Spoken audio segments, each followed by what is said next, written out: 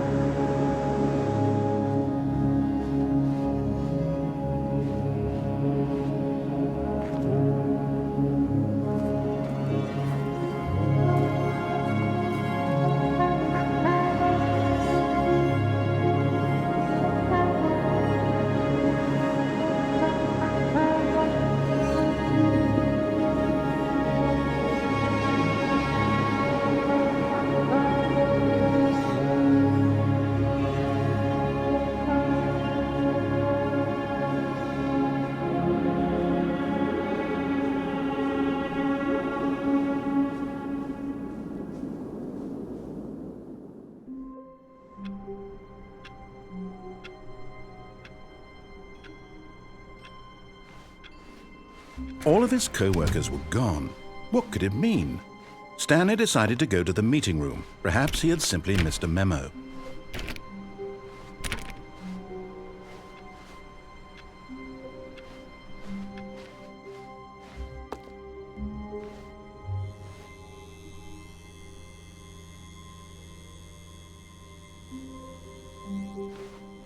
Oh, good. You notice my sign. Yes, I have something very exciting to show you.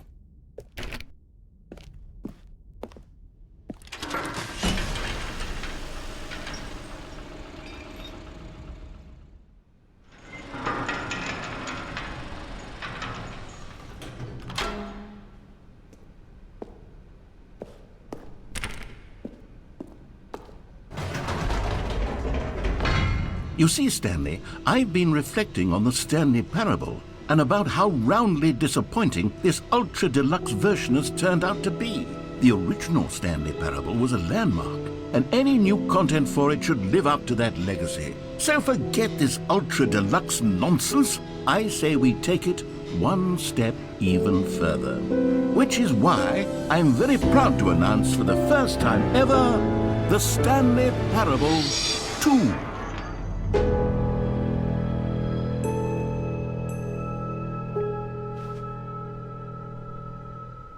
Yes, you see, isn't this far superior to a measly re-release with a few minor additions? Think of all the new territory we'll cover with a fully fledged sequel. An entirely new experience, built from the ground up. Why, there are so many possibilities. It could go in so many different directions. This is what fans have truly been asking for.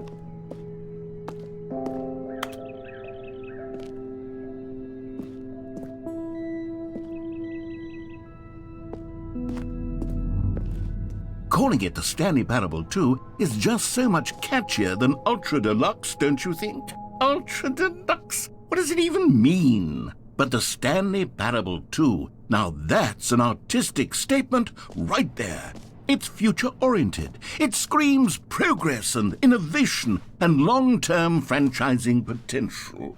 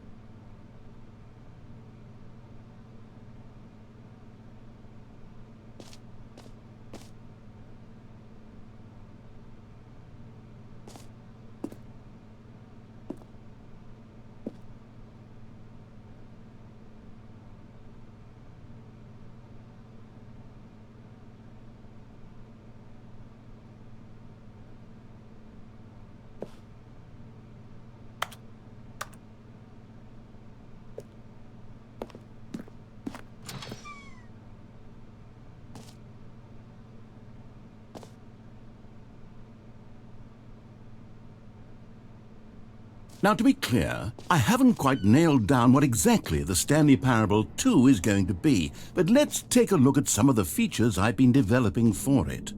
I figure that if I can loosely organize a handful of interesting concepts, that surely the game will sort of naturally spring up around them. It'll all work itself out. Game development is much more of a fuzzy magic than anything scientific or logical, really.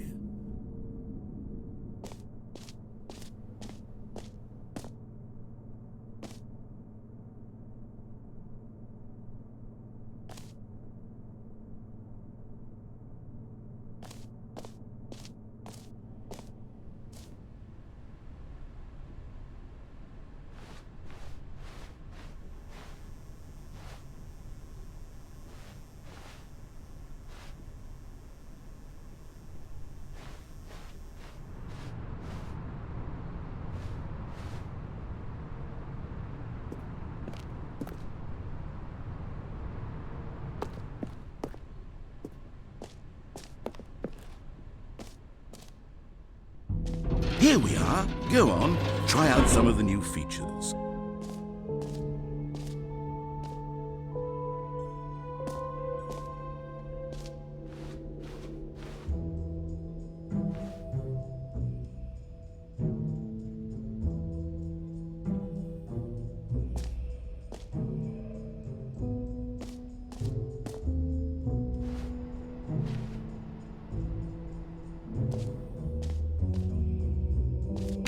For the Stanley Parable 2, I asked myself, what do players really want? And of course, the first and most obvious answer is that they want to be individually recognized and validated as people. So with that in mind, my first addition to the game is this button which speaks the name of the person playing the game. Isn't that wonderful?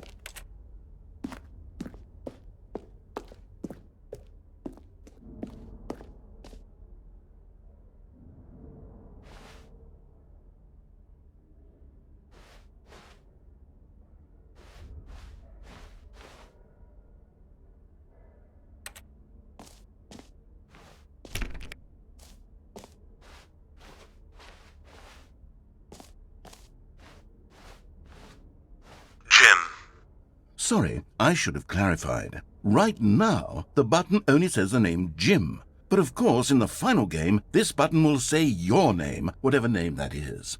Here, let's have you role-play as Jim to really simulate the full experience of this feature. Just play along. I promise you'll love it. Okay, here we go. Let's take a deep breath, clear your mind, forget whoever you are, and simply become a person named Jim. I want you to imagine yourself living as Jim, sleeping and waking as Jim, falling in love and being heartbroken as Jim, seizing all of the world's possibilities as Jim, and as Jim watching your dreams crumble into dust. Do you feel it deeply? Are you really, truly Jim right now? If so, then please step forward and press the button. Jim. Yes! You see? What a thrill! What a rush! That was you! The button described you. Do it again. Do it again. Jim. Oh, it hits even harder the second time. If this were the only new feature in the Stanley Parable 2, it would still be worth the money. Let's take a break from the Jim button. I'm too emotionally drained from all of this personal validation. Jim. Whoa there, cowboy. Sometimes a person can be too much Jim. I'm putting the Jim button away. Otherwise, soon you'll start to lose all sense of who you actually are. Jim.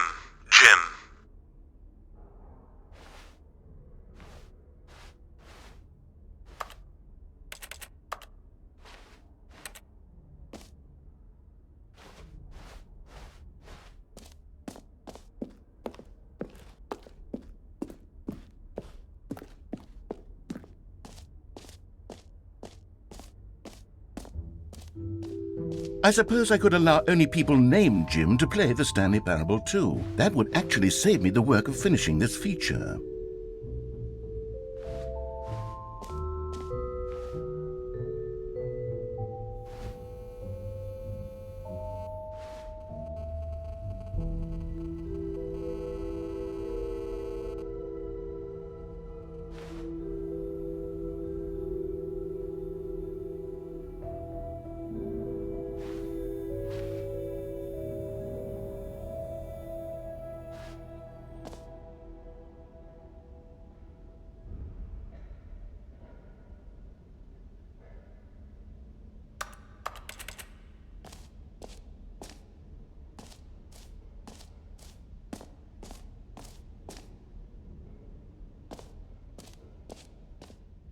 Okay, I'll be honest, I haven't yet decided on this one. I think that in the new version, the office could use a bit of decoration, like balloons. But I'm undecided on Get Well Someday and Happy 12th Birthday. Which would you go with?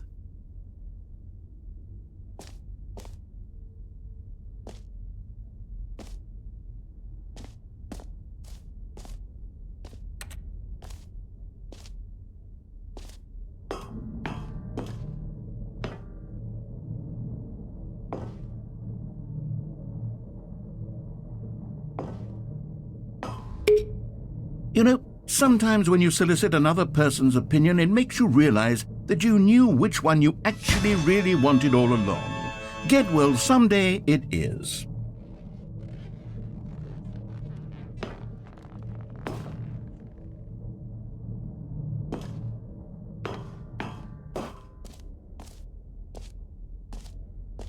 Or actually, maybe I should have gone with...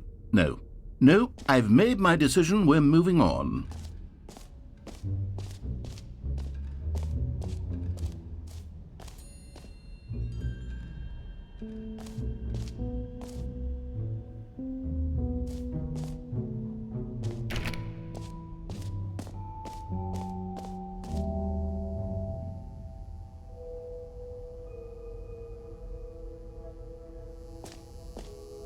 Now here's something special. You remember that broken test achievement that got left in the game on accident? Well, I'm developing a technology to simply give you the achievement. Yes, you see, you'll come to this lever, and when you pull it, the achievement will be given to you. It's as simple as that.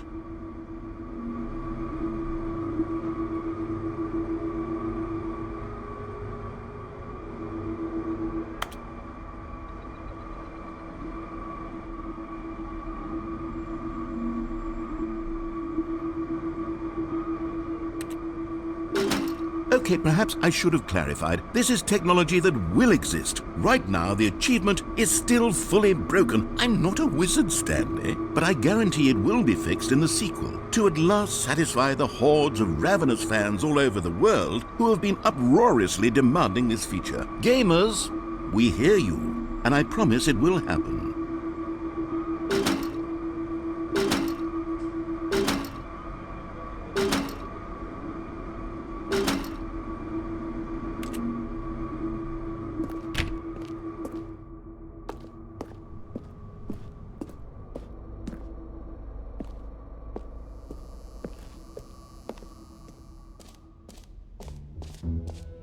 What else? What other exhibits haven't we seen yet?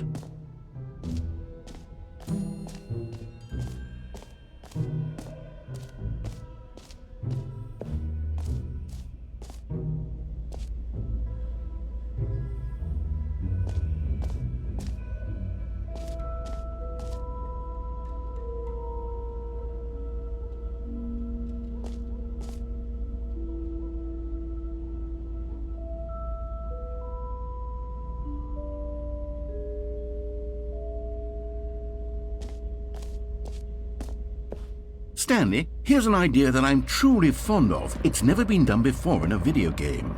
This is in fact a hole that you can fall down forever. That's right, infinite falling. You can fall until the end of time if you like. A stunning leap forward for video games as a medium.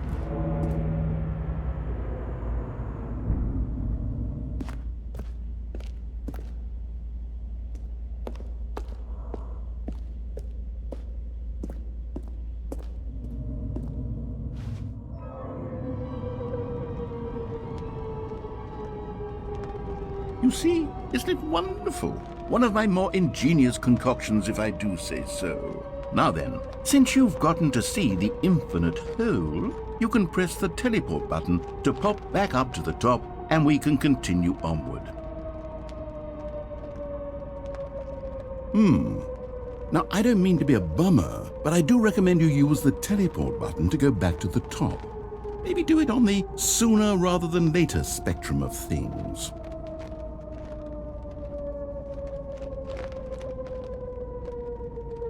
Okay, Stanley, I don't know quite how to say this tactfully, but it's possible that I slightly exaggerated the infinite nature of the hole. Is it a very, very deep hole? To be certain it is. It's an extremely deep hole. I don't want anyone to say that it isn't an astonishingly deep hole. It is. Is it infinite? Well, that sort of depends on your definition of infinity. From one perspective, the infinite is merely philosophical in nature. It's more of a... Okay, well, good for you. You found the bottom of the hole. You found me out, Stanley. I'm a liar and a cheat, and you're so clever. Look, I think the issue here is just that you're unusually fascinated by falling. What normal person actually wants to fall infinitely? I figured the hole was as deep as anyone would actually need. Don't you put this on me. Maybe you're the problem.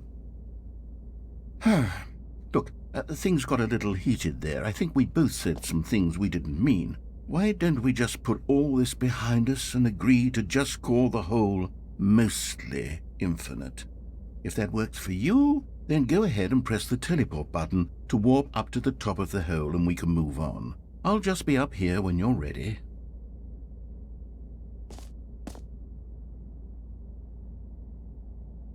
Great. Now, I'm very excited to show you even more of my ideas for the sequel. Oh, for heaven... You see, I was right. The problem is you. The problem is that you like holes too much. Not normal. A normal person would have said, yep, that's an infinite hole right there, goes on forever till the end of time. Don't need to see it all, but not you. Oh, no, no, no, no. You have a weird sort of... Oh.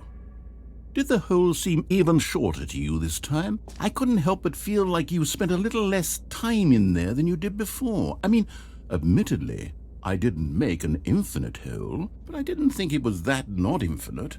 Well, I suppose once again there's nothing to do here. If you decide you've had enough of the hole, you can hit the teleport button and come join me up above.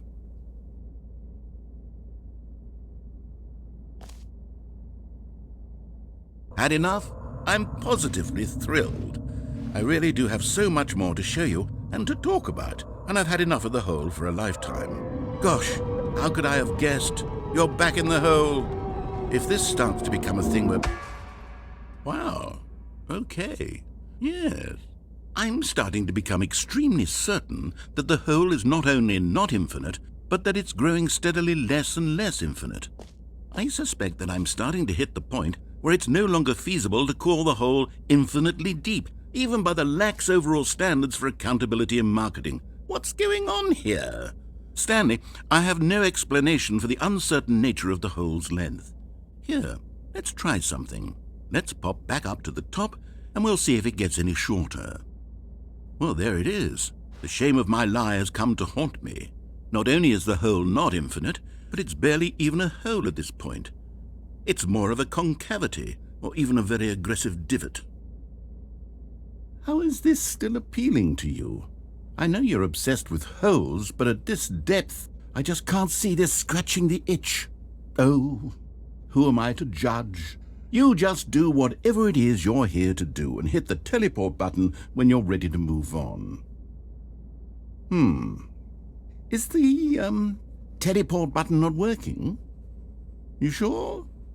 Well, I mean, I really don't have an explanation. It was working just a moment ago. Try it again. Still nothing? Well, I suppose there is one thing I can do to fix this. I'm out. Goodbye, Stanley. You couldn't bear to be away from the hole, and now you'll get more time with it than you could ever have asked for. It's a win for everyone. You get to be with the hole, I get to do literally anything else. Take care, Stanley. I hope you and the hole have a wonderful rest of eternity together.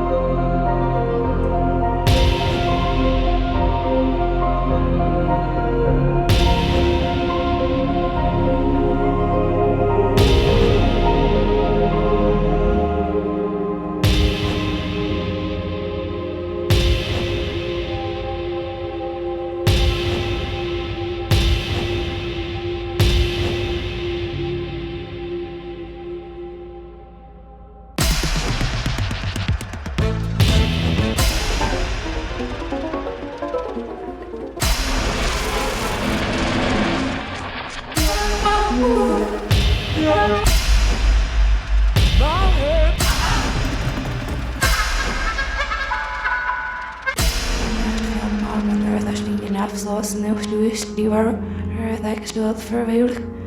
Nou hè. Die is de mout dus een eerste bed in de zulp beschikken echt wat met z'n ja, zit serpes in de zulp manier.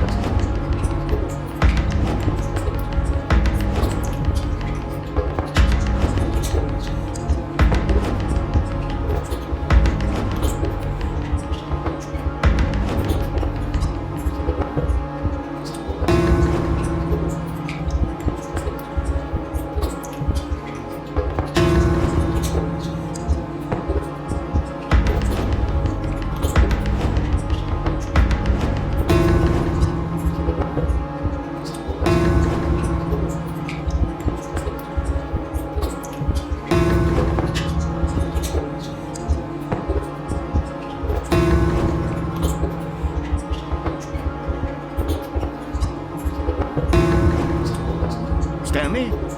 Stanley? Stanley! Oh, good, you're awake. It seems you had sort of dozed off there, drifting away into dreamland. But we can't have that, Stanley, because this hole is just so darn fascinating that I want you to be wide awake for every second of it. You don't want to miss a single moment. So how about if I just pop in from time to time and wake you up to keep you really, truly focused on the hole? From the looks of things, you and I will have many, many years here in this hole, and I'm looking forward to all of them. Stay alert, Stanley. I'll be back. Toodlepip.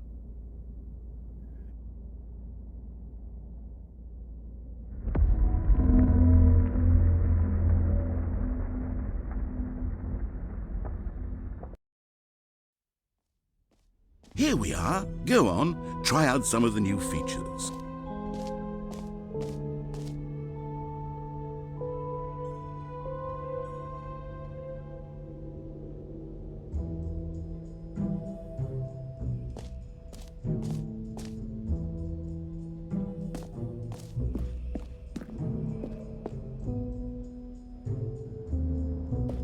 A common complaint of the Stanley Parable was that it was confusing and paradoxical, that it engendered a chaotic sense of reckless despair in those who played it. Well, I'm happy to say that after much consideration, I've engineered a clever solution to this fundamental problem with the game.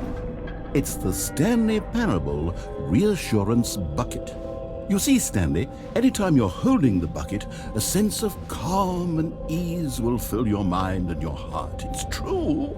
As long as you hold on to the bucket, the many disorienting contradictions of the Stanley Parable will feel perfectly normal and perhaps even comforting. You may even come to long for the gentle embrace of jarring cognitive dissonance while the bucket is in your arms. And to be honest, it's a much more convenient solution for me than actually redesigning the game to be less uncomfortable. Can you imagine what a pain in the ass that would be? Yes, the bucket is the perfect solution. Come on, give it a try.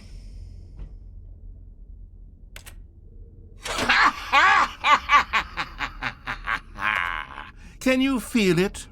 The glow of comfort, even in the face of crushing despair, must already be sweeping through your body. And in fact, can I say that I do believe the bucket lends you an air of charisma as well? I think that just holding it has made you the slightest bit more attractive as a person. The benefits of the bucket seem to go on, don't they? All this and more await you in the Stanley Parable too.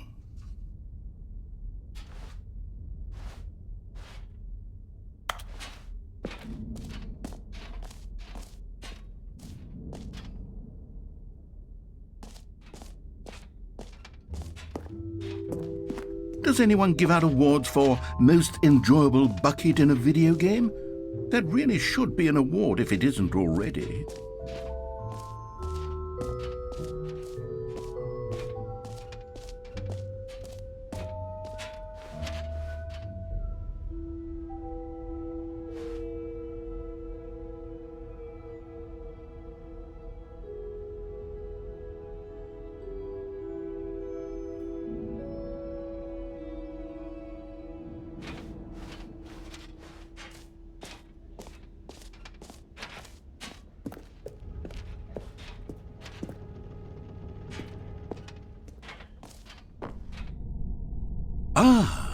collectibles.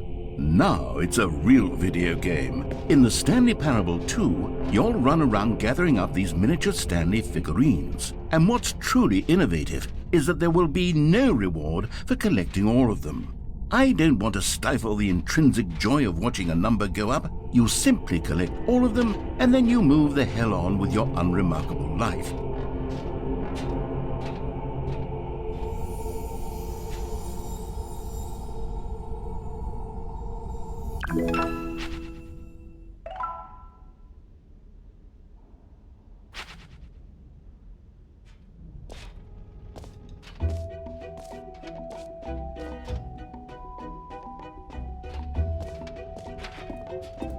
God, it really is the worst when you collect everything in a video game and then they give you a big fancy reward for it. Absolutely tragic.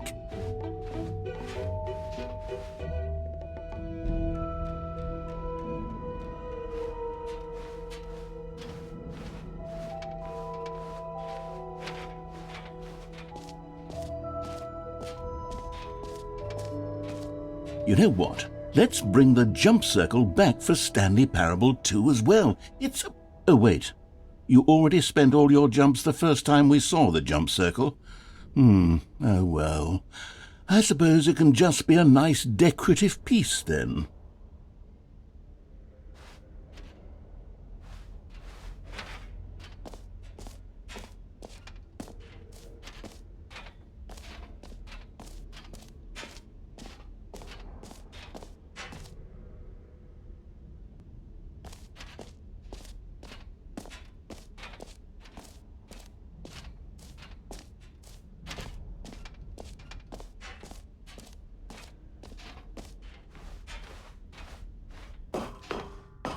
An epilogue would be fun, wouldn't it, Stanley? Yes, it would go at the end of the, well, we'll figure that out later.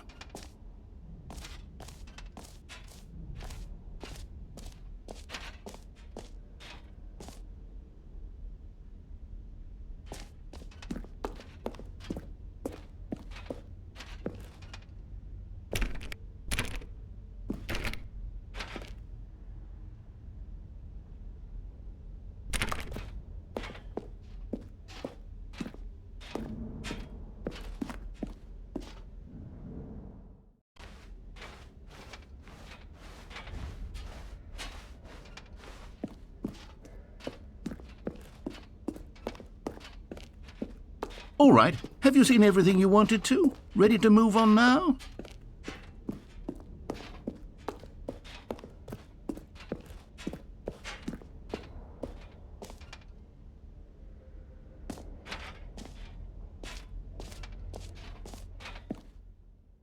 So, Stanley, what do you think? Do you like all of the new features? Yes, I know it's not exactly clear yet how exactly these features will come together as one single coherent video game, but I can feel it in my soul. It's going to work. There's definitely a good game in there somewhere. Say, let's do an experiment. I'll arrange these new features together, and we'll see whether or not it coheres into a meaningful gameplay experience. Okay. Are you ready? Here it is. I give you the Stanley Parable 2.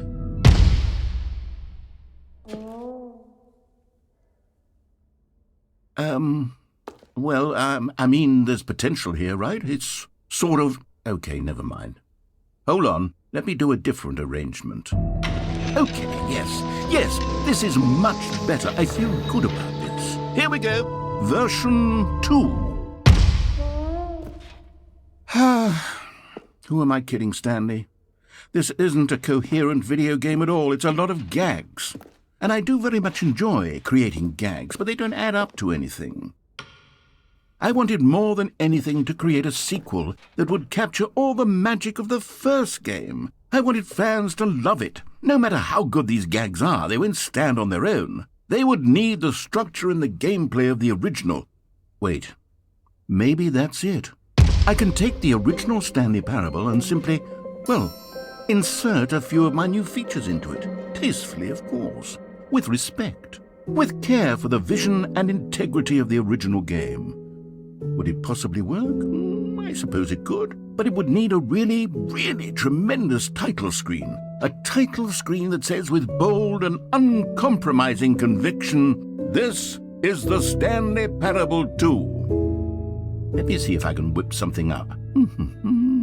All right, perfect. Go ahead. Take a look.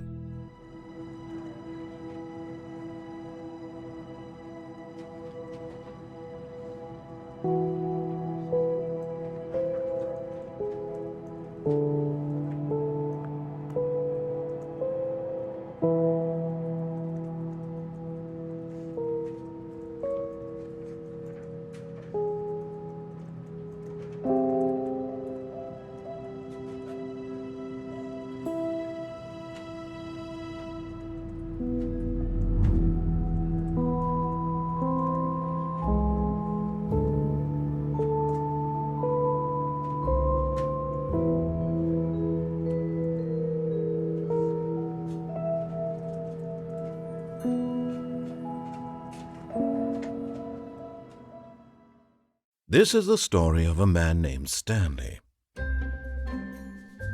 Stanley worked for a company in a big building where he was employee number 427. Employee number 427's job was simple. He sat at his desk in room 427 and he pushed buttons on a keyboard. Orders came to him through a monitor on his desk, telling him what buttons to push, how long to push them, and in what order. This is what employee 427 did every day of every month of every year. And although others might have considered it soul-rending, Stanley relished every moment that the orders came in, as though he had been made exactly for this job. And Stanley was happy. And then one day, something very peculiar happened. Something that would forever change Stanley. Something he would never quite forget. He had been at his desk for nearly an hour when he realized that not one single order had arrived on the monitor for him to follow. No one had showed up to give him instructions, call a meeting, or even say hi. Never in all his years at the company had this happened, this complete isolation. Something was very clearly wrong. Shocked, frozen solid, Stanley found himself unable to move for the longest time. But as he came to his wits and regained his senses, he got up from his desk and stepped out of his office.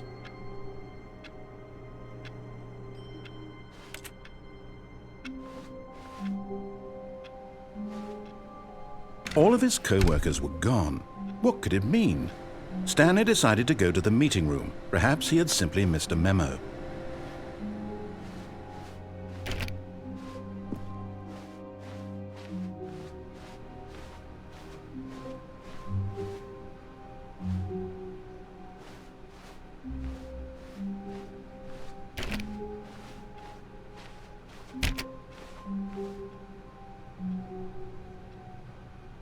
Stanley went around touching every little thing in the office, but it didn't make a single. Stanley felt the bucket calling to him, begging him to pick it up. Why was he not doing it?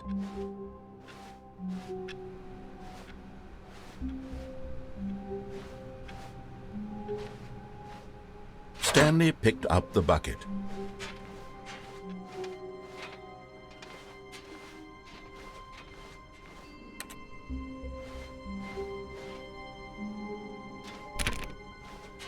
Stanley clutched the bucket tightly to his chest and entered the door on his left. This was not the correct way to the meeting room, but Stanley had felt the bucket calling to him, telling him that the employee lounge was simply the place to be. And here it was. Had the bucket turned out to be correct? Was this better than the meeting room? Yes, Stanley thought to himself. Yes, perhaps it truly was. How insightful the bucket turned out to be. No, never mind. The bucket was wrong. Stanley took the door on his left to go back to the meeting room.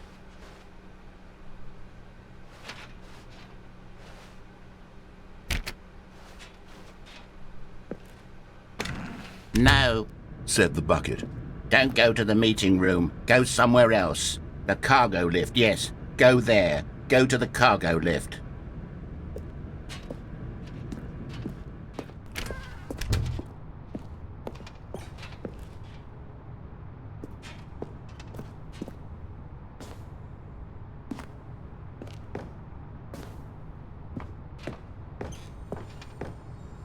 You found one of them. One of the miniature Stanley figurines. Remember, no reward for collecting all of these, only the intrinsic pleasure of a job well done. You can't buy that sort of happiness, Stanley. God knows I've tried. So, I implore you to savor each and every moment you come across one of these beautiful figurines.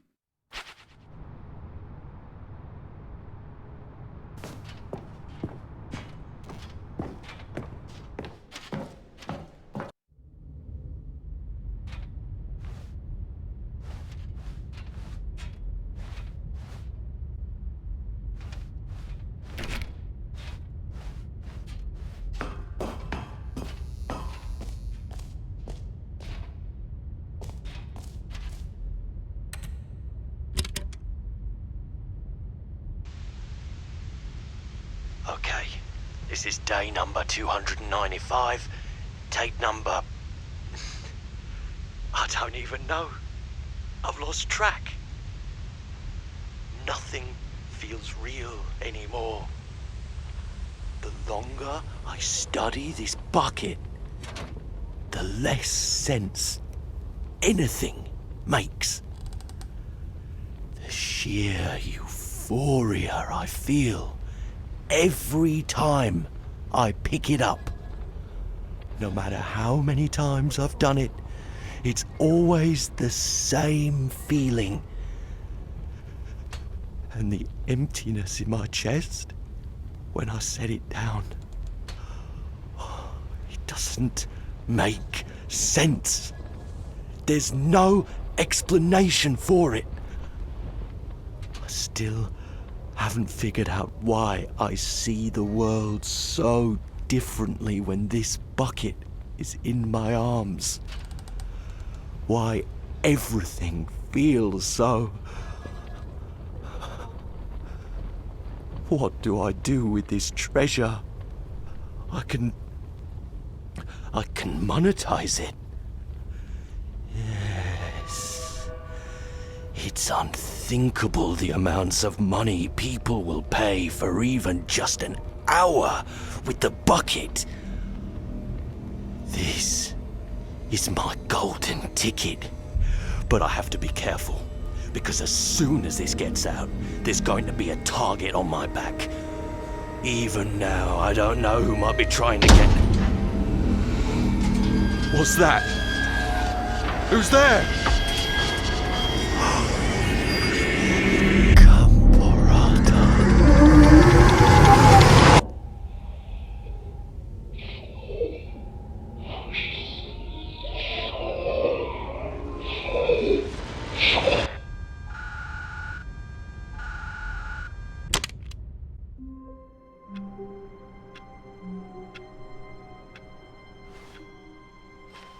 All of his co-workers were gone. What could it mean?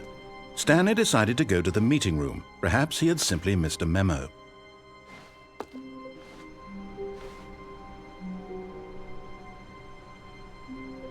Stanley lifted the bucket into his arms, and a wave of comfort rushed over him.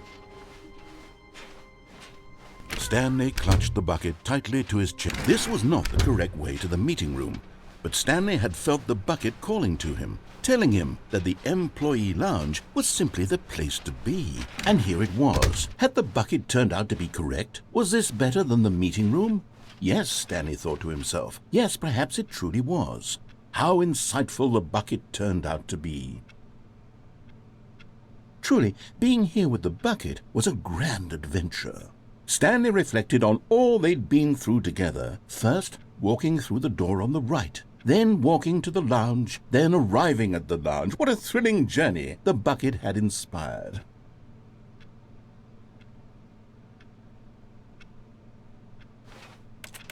Perhaps this was where the bucket felt most truly at home, here in the employee lounge. Perhaps it's the only place a bucket can even feel at home. Stanley decided to just give the bucket absolutely as much time as it needed to be in the lounge. Clearly, the bucket and the employee lounge shared a special connection.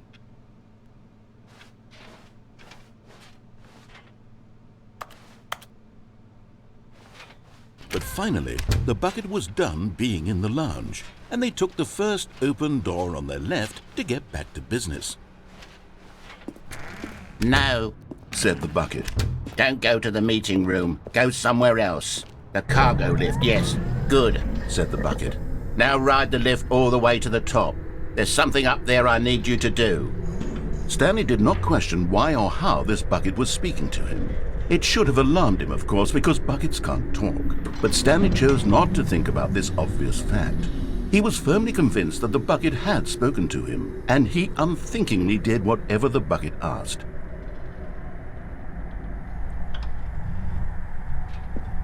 In here. Said the bucket. Go into this dark room over here. Stanley once again obeyed blindly.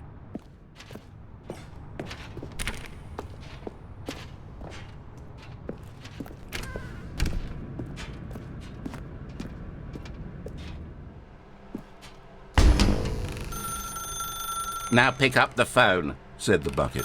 Pick up the phone and it will take us back home, where we can go about life together.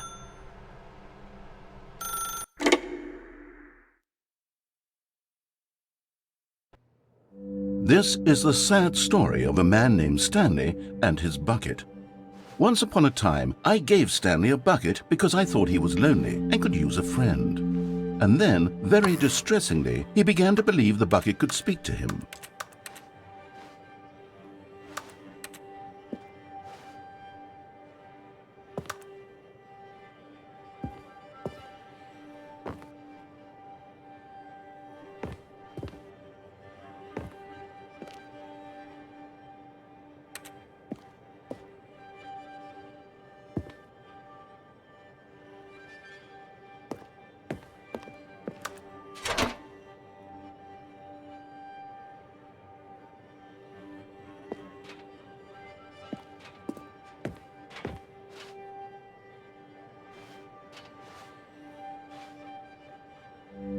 The Stanley Parable Reassurance Bucket was merely meant to provide the comforting glow of companionship.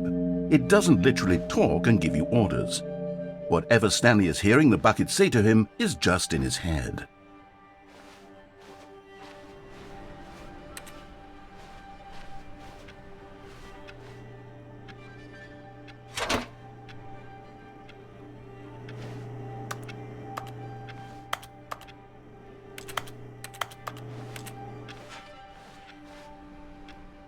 Lately, I've been concerned about him. Wouldn't you be concerned as well? To see him delusional like this, obsessing over an inanimate metal object? I want to say something to him, but I don't know how I can convince him. I don't know if he'll listen to me.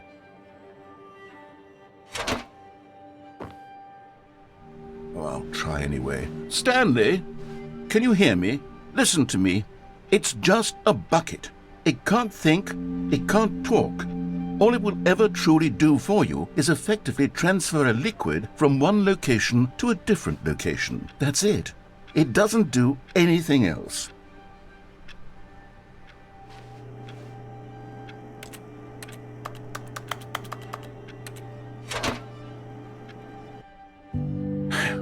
You see, he's not listening. He's still taking orders from the bucket. You know, once upon a time it was me he took orders from, me he trusted and listened to. Now all he cares about is this awful bucket, this stupid hunk of metal.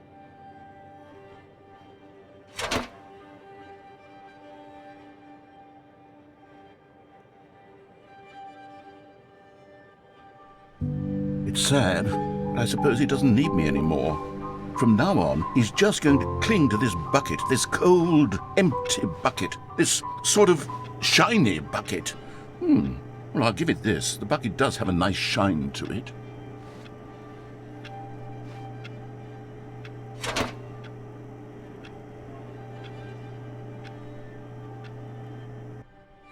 Yes, I suppose on closer inspection that it doesn't quite look like your average hardware store bucket. It's just a little more, what am I trying to say? Sturdier, more capable of transporting liquid. Like it would be better at moving an amount of water from one room to another.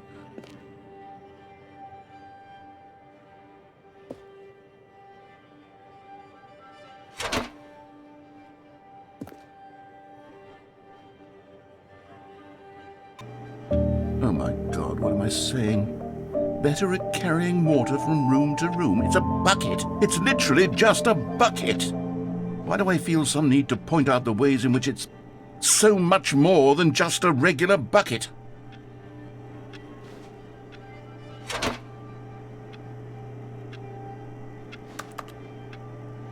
Oh no, I'm having feelings for the bucket. No. What's going on? Why do I want to be with the bucket? Hear what the bucket has to say. Do anything it asks. What's wrong with me? I don't understand. Perhaps if I had the bucket, this would be less confusing. Yes, the bucket could tell me what to do in this troublesome situation.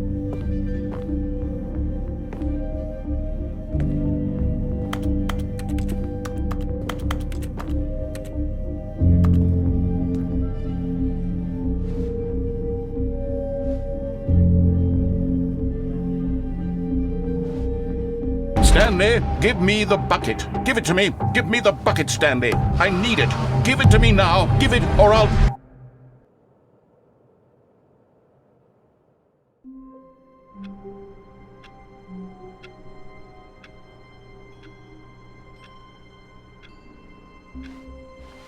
A soft wind blew outside and perhaps rain started, and if it did, it stopped shortly after. Stanley hoped that he would one day see weather.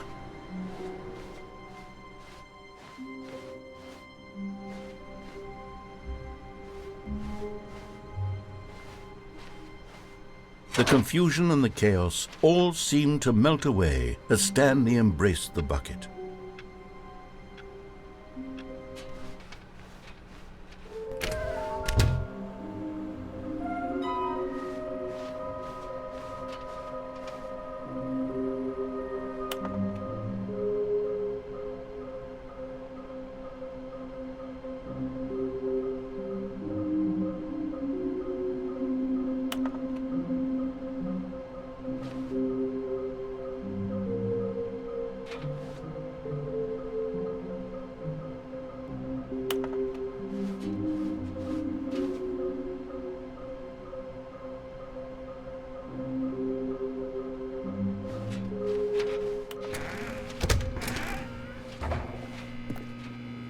Oh, Stanley, can you feel it?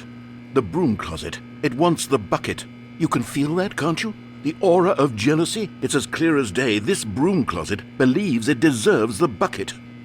I can really feel it now. It's a bucket. It belongs in a broom closet. That's what the broom closet is trying to say here. It's supposed to go with the other cleaning supplies. Good for you, Stanley.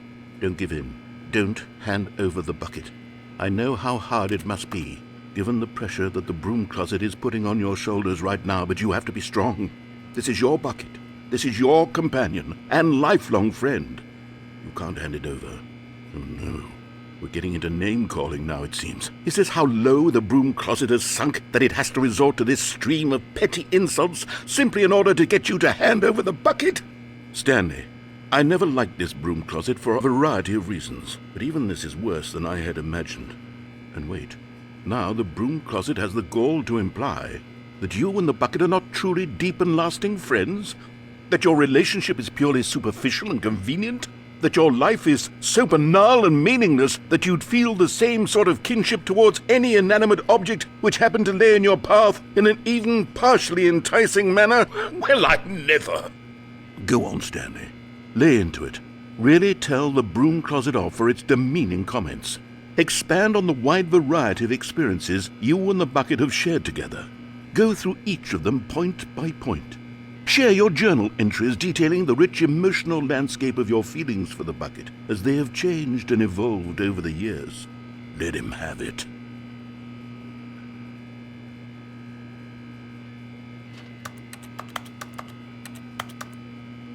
Okay, I've got you something which I think will help settle this debate once and for all. Here we go. There. Now it's settled. No more debate, no more discussion. Take a hike, broom closet, with all your meandering philosophical diatribes about the nature of cleaning supplies and their relationship to broom closets in the natural order of things.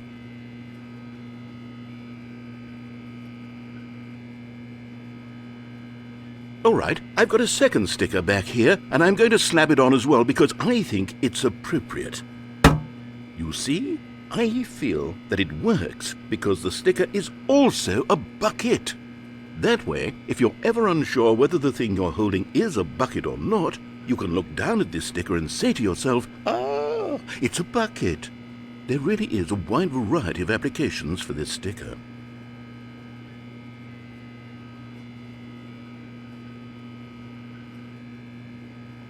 You know what? I could take the name-calling and the dismissal of your kinship with the bucket, but now the broom closet is just giving us a silent treatment, and to be honest, I'm sick of the pettiness on display. You can stay here all you like, but I've had it with this impetulant room of cleaning supplies, easily the most childish such room I've ever been in. I'll see you outside, and we can get on with the story about you and your bucket.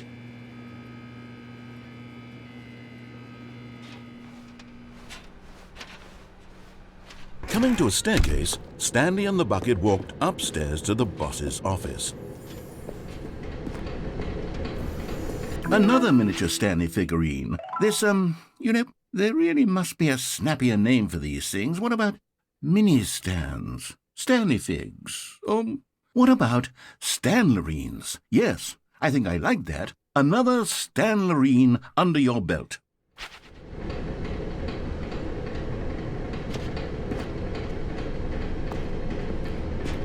But Stanley just couldn't do it. He considered the possibility of facing his boss, admitting he had left his post during work hours. He might be fired for that. And in such a competitive economy, why had he taken that risk?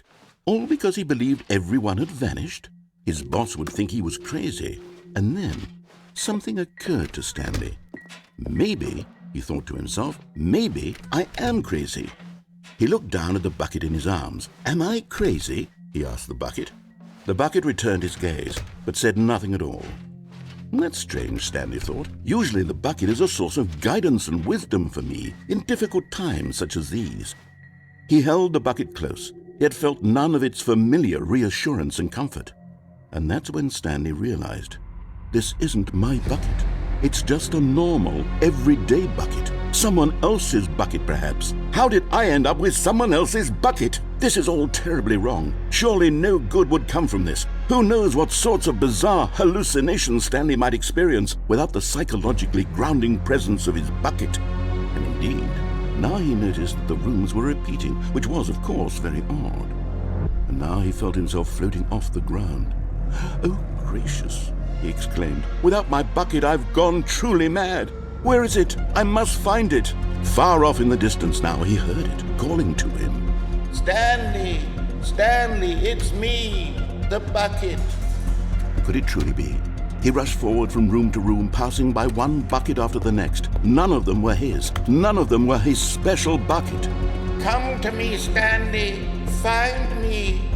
He had to find the bucket. He had to return to his old friend. It was the only way to truly restore his sanity. And then suddenly, he froze dead in his tracks. He knew where the voice of the bucket had been coming from. The real bucket was inside of him all along. It was incredibly painful. Stanley doubled over in agony and blacked out.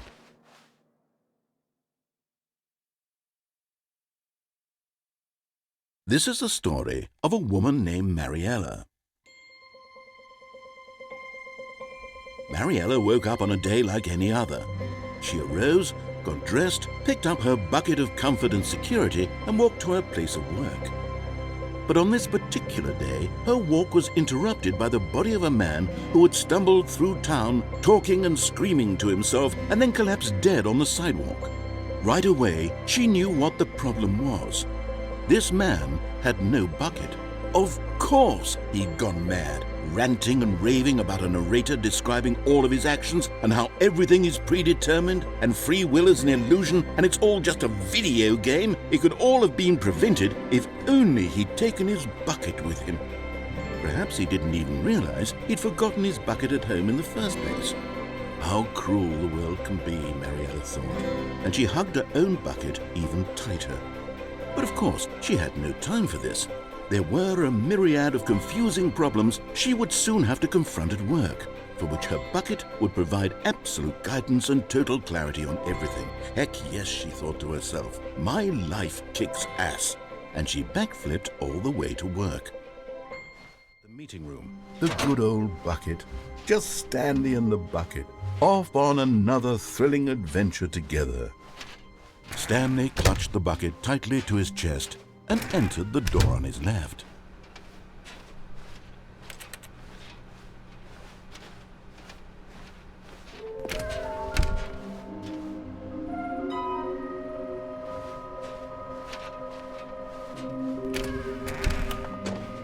Stanley, we must move on from this broom closet, simply because I have no remaining stickers. If I did, you can guarantee we'd be in here for hours. But alas, no stickers.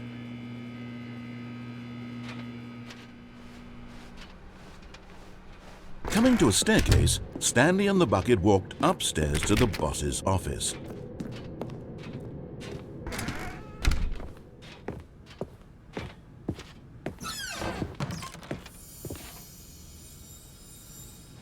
Okay, I'm going back to the name of these little Stanley figurines, and now I'm torn between Stanlerines and Figlies. What do you think, Stanley? What name better encapsulates the intrinsic sense of happiness that you get from seeing a small number in the corner of your screen go up by 1? Let me sit on it. I'm sure it will come to me.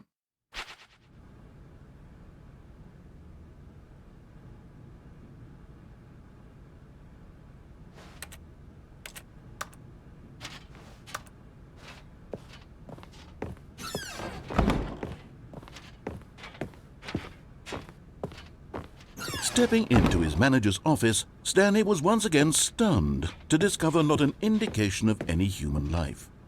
Crushed by the weight of this revelation, Stanley may have broken down into an emotional dumpster fire if not for the soothing presence of the bucket. Even now, in his darkest of hours, did the bucket's warmth and guiding light pierce the dark clouds of confusion and chaos. It would be with him always.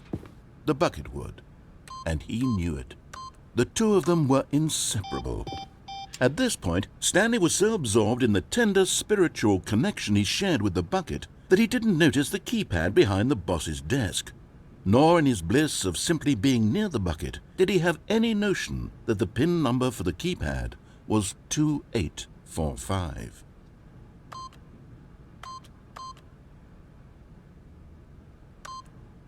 But Stanley guessed the correct code by sheer luck. Was it that the bucket knew all along? Was the bucket guiding him? Yes, this is certainly the most logical explanation.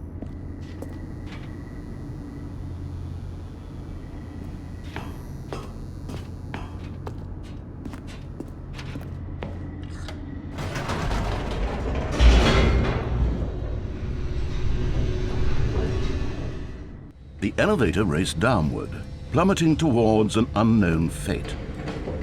It would be all Stanley could do to keep himself together, if not for the bucket. Soothing him, comforting him, reassuring that in this darkest moment of uncertainty, he would be all right. The bucket is here for you, Stanley. Everything will be fine.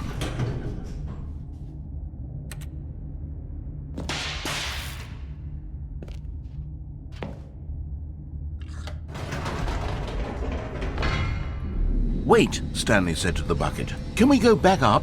When I was pressing those keypad buttons, there was something very intriguing about the number 3. I want to go back so I can try pressing the number 3 again. The bucket said nothing.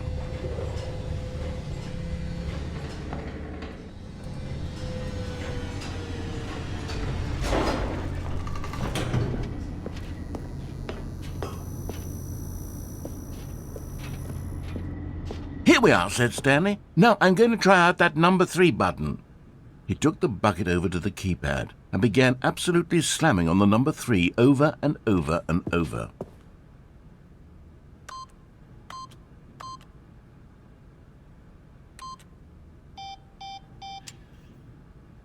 Wow, he said. The number 3 is such a special button. I'm having the time of my life. Stanley looked expectantly at the bucket, but the bucket remained silent.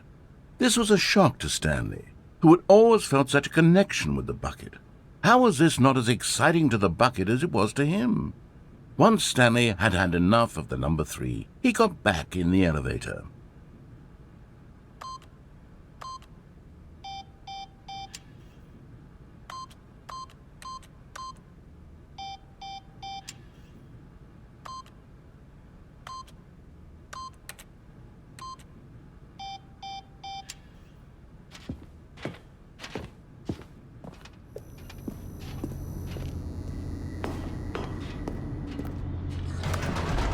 Perhaps the bucket had missed something. Perhaps it had not seen how much joy Stanley got from slamming the number 3 repeatedly.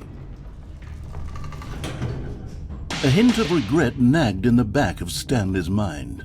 Should he demonstrate the number 3 for the bucket again?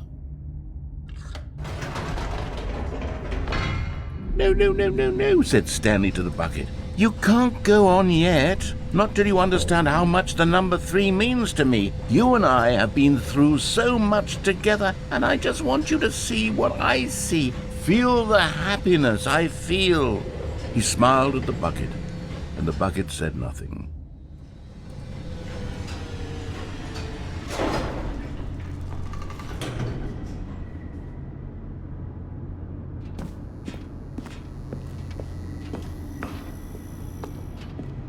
Here we go, said Stanley. This time I'll really show you. He ran to the number 3 and began to wail on it like a musician on a beloved instrument, weaving a concerto of truth and passion. He wielded the number 3 like a fine artist would wield a paintbrush. He told stories through the number 3, stories of his dreams and hopes and fears, and the whole time he looked to his bucket for a reaction of some kind. Anything to let him know that the bucket appreciated what he was doing. The bucket conveyed absolutely nothing at all, only silence. Crushed by a wave of dejection, Stanley returned to the elevator.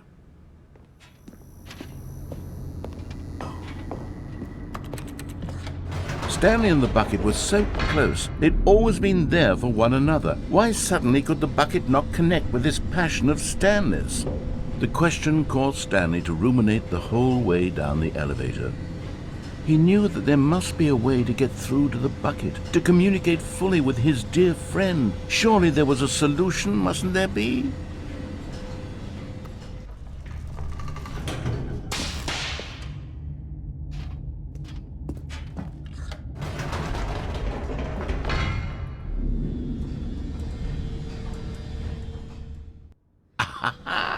Said Stanley. I know what to do. I know how to fully express this feeling in my heart. He decided right then and there that he would hold a press conference where he would speak to the public on all matters relating to pressing the number 3 over and over. He would elaborate fully on what the number 3 meant to him and why he felt so alive when pressing it. Then the bucket would be able to see his joy through the eyes of others. It would get to see the world react to this discovery of Stanley's. And it would be through the public eye that the bucket would finally understand Stanley's work. For months he advertised and marketed his press conference, building excitement around it, developing and rehearsing it, until it couldn't be refined a single measure further. When the big day arrived, Stanley was as prepared as he'd ever been for anything in his life.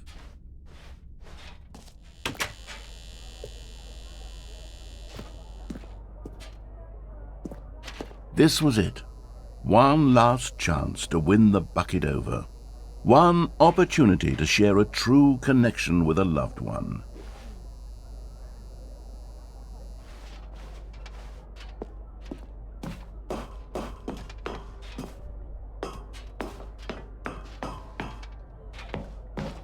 There was no one here. Nobody had come to the press conference to hear Stanley speak, to listen to him talk about what it really means to press the number 3 on a keypad over and over. He was unloved, uninteresting, he was a failure, and in that moment Stanley knew that the bucket would never again take him seriously. There would be no connection, no deeper understanding. The bucket merely sat there in his arms, indifferent. And so it began that slowly, over many years, the two of them grew more and more distant. They spoke less and less, neither wishing to state the obvious, that any sense of real respect between them had eroded since that day at the press conference. There would be no more games, no more long conversations about passion and pursuit, only a silence that consumed the space between friends. And Stanley, having for once in his life discovered the warmth and comfort of true companionship, was cast back into the unremarkable normalcy of loneliness.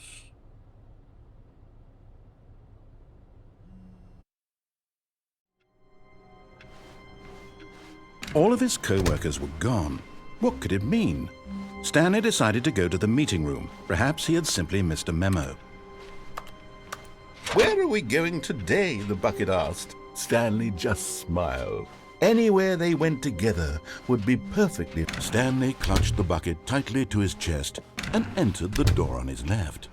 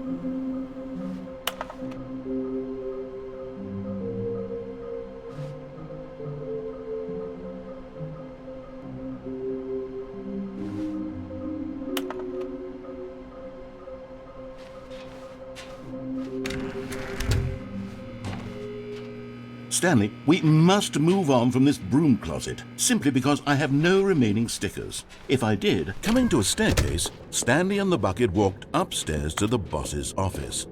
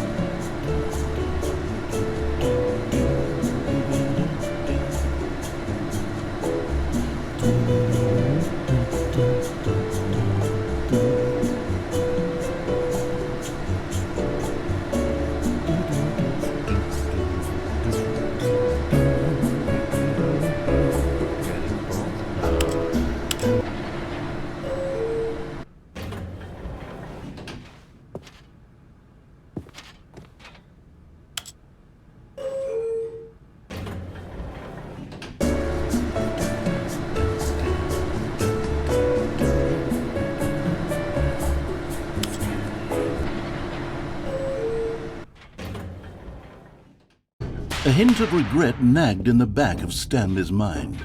Should he? Stanley and the bucket walked straight ahead through the large door that read, Mind Control Facility.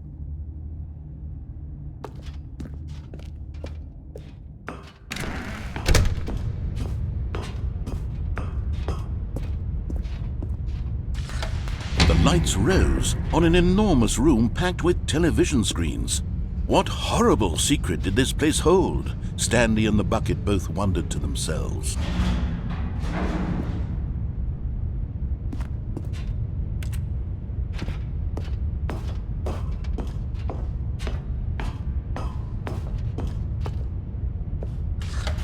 The monitors jumped to life, and Stanley nearly dropped the bucket in shock. Everyone in the office was being videotaped, monitored like guinea pigs. The bucket had never seen anything like this, and it very nearly burst into tears as Stanley cradled it gently, reassuring it that everything would be fine.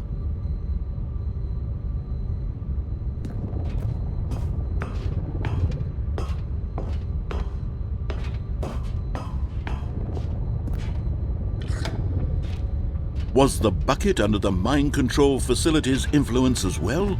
Had the bucket been told to do things it didn't wish to do? What kinds of things does a bucket want to do or not want to do in the first place? These questions raced furiously in Stanley's feeble mind.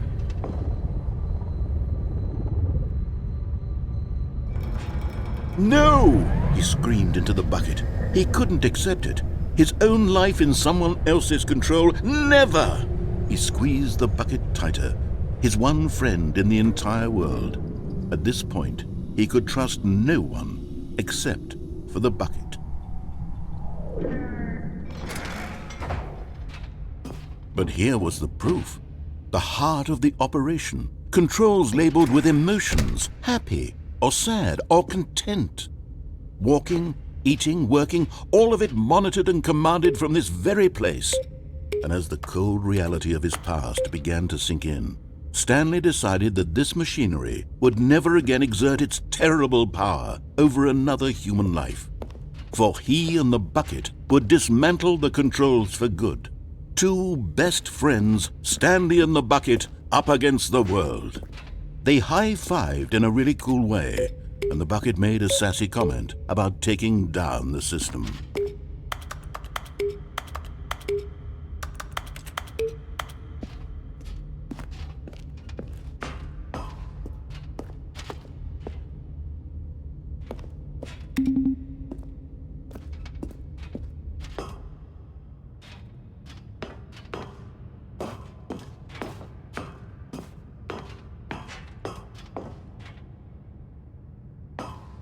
When at last they came to the source of the room's power, Stanley and the bucket knew it was their obligation to put an end to this horrible place and to everything it stood for.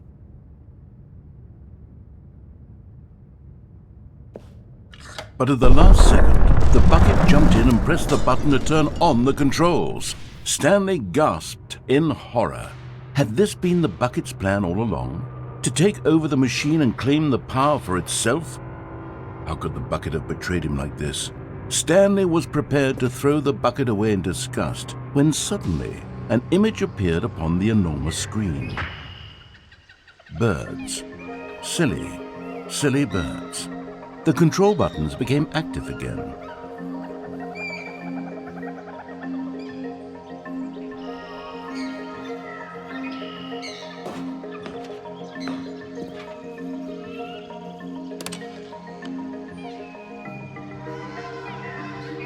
Stanley flipped through one video of silly birds after another, and then it dawned on him. This wasn't a mind control facility at all. It was a facility for monitoring and surveilling silly birds all over the world. The mind controls were only a facade to disguise its true intentions. Had the bucket known this all along? Stanley marveled at the metal genius in his hands, the one who had pointed him towards this incredible discovery.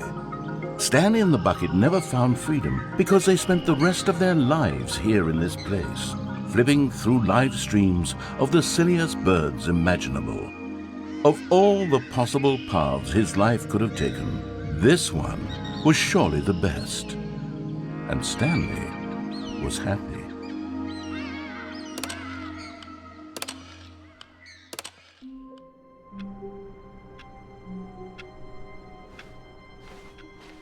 Wait, Stanley thought to himself. Am I sure that the orders stopped coming in? How is that possible? They never stopped. Surely I was mistaken. No, the orders were still missing. For now.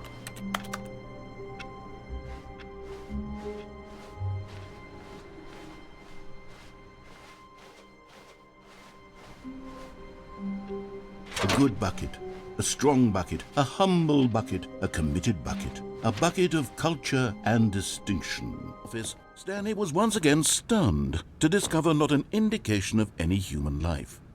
Crushed by the weight of this revelation, Stanley may have broken down into an emotional dumpster fire, if not, but Stanley guessed the correct code by sheer luck. Was it that the bucket knew all along? Was the bucket guiding him? Yes, this is certainly the most logical explanation.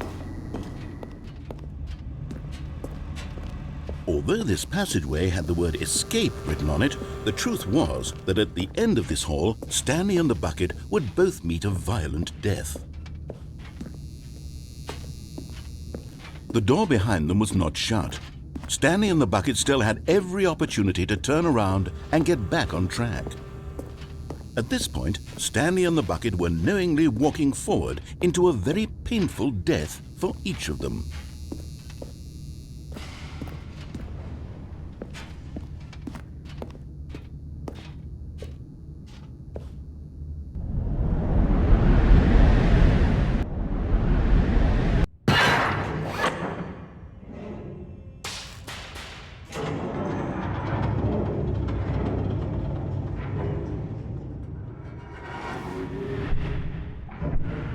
As the machine whirred into motion and Stanley and the bucket inched closer to their demise, Stanley reflected on how meaningless the bucket's warmth and comfort had turned out to be.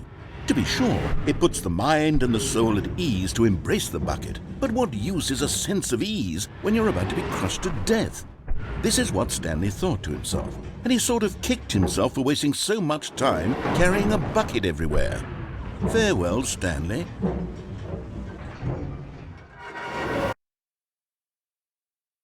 "Farewell, Stanley," cried the narrator, as Stanley and the bucket were led helplessly into the enormous metal jaws.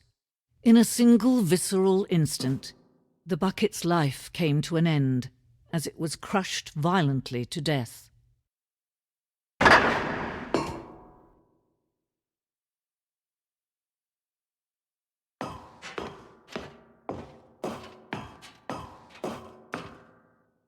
It was a shame, the death of such a magnificent bucket. It's true that all buckets are radiant in their own way, but this one stood above the rest. It was a glorious bucket to behold.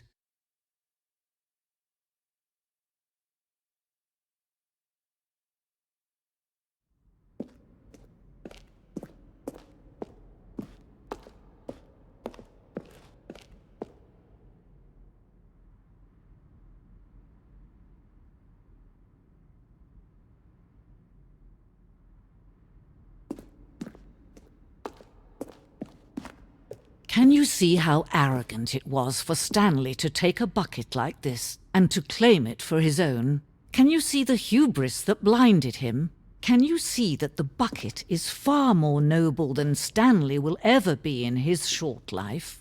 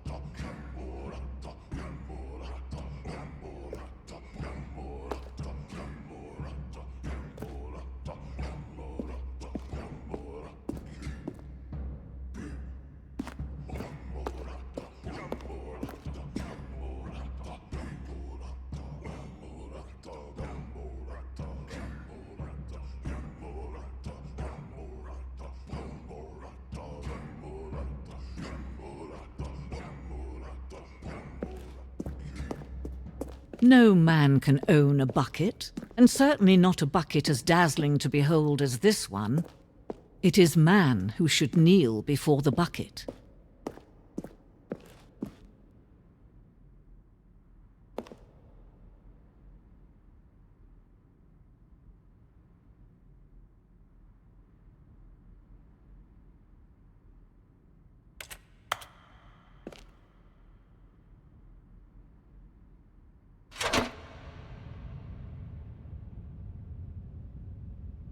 But there is something we can do. Something we can do together, you and I, that will right this terrible wrong. Let Stanley die. Let him be crushed by the machine. Don't reset the game. Don't give him another opportunity to run off with another beautiful bucket. We can save the world's buckets from their treatment as tools and implements if only we let Stanley die together. The bucket shall take its place as ruler, as leader, as commander of a new world, a new vision.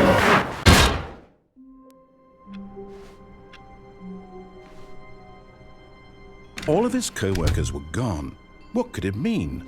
Stanley decided to go to the meeting room. Perhaps he had simply missed the embrace of an old friend, a weathered companionship that Stanley pressed the bucket upon every little thing in the office. Nothing responded to the bucket's touch, but it did little to discourage Stanley's belief in the magic of the bucket.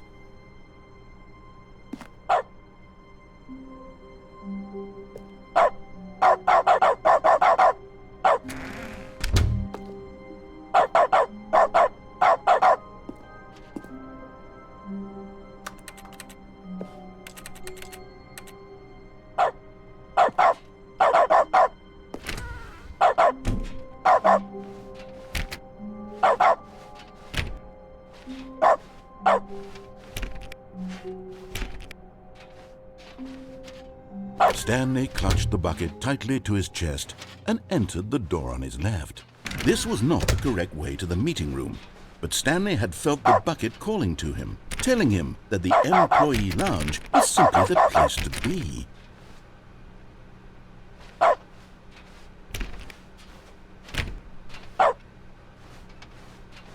And here it was. Had the bucket turned out to be correct? Never mind. The bucket was wrong. Stanley took the door on his left to go back to the meeting room. And so the two of them detoured through the maintenance section and walked straight ahead to the opposite door.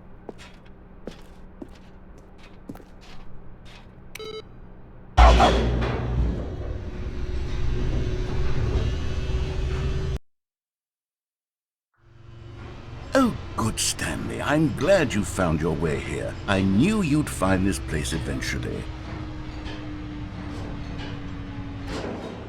You see, your friends and I are concerned for you, Stanley.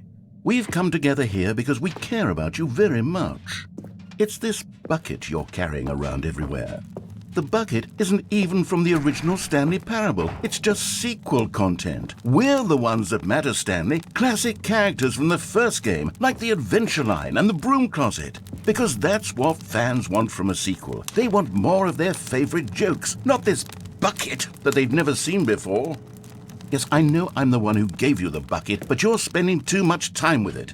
Don't you want another story involving the Adventure Line? We could make the Adventure Line go somewhere new. Yes, yes, that's what the fans want. Let's do it.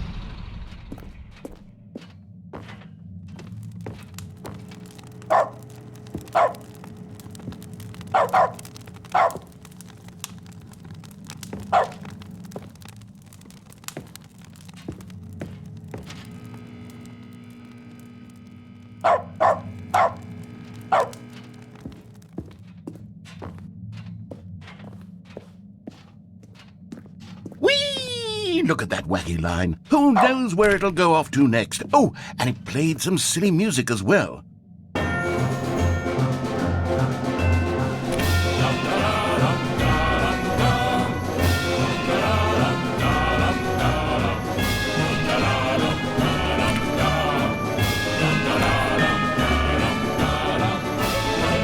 Now this is what the Stanley Parable is all about. Don't you remember all those great jokes from the original dialogue? Also, Stanley is addicted to drugs and hookers.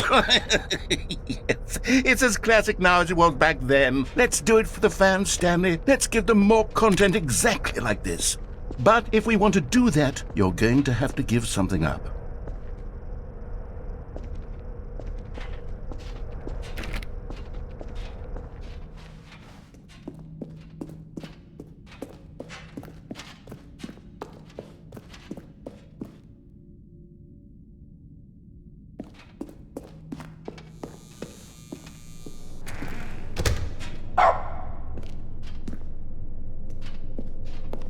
Don't you get it, Stanley? We need to get rid of the bucket. That's why I'm very proud to introduce a brand new character. This is the Bucket Destroyer. I think it'll make a wonderful new addition to the rich lore of the Stanley Parable. True, it also was not in the original game, but it's such a well-fleshed-out character with so much personality that to me it already feels as though it's been part of the cast all along. Don't you agree? Can you guess what the Bucket Destroyer does? Surely you don't need me to spell it out for you. Go ahead now, Stanley. Say goodbye to the bucket, and then pop it into the machine when you're ready.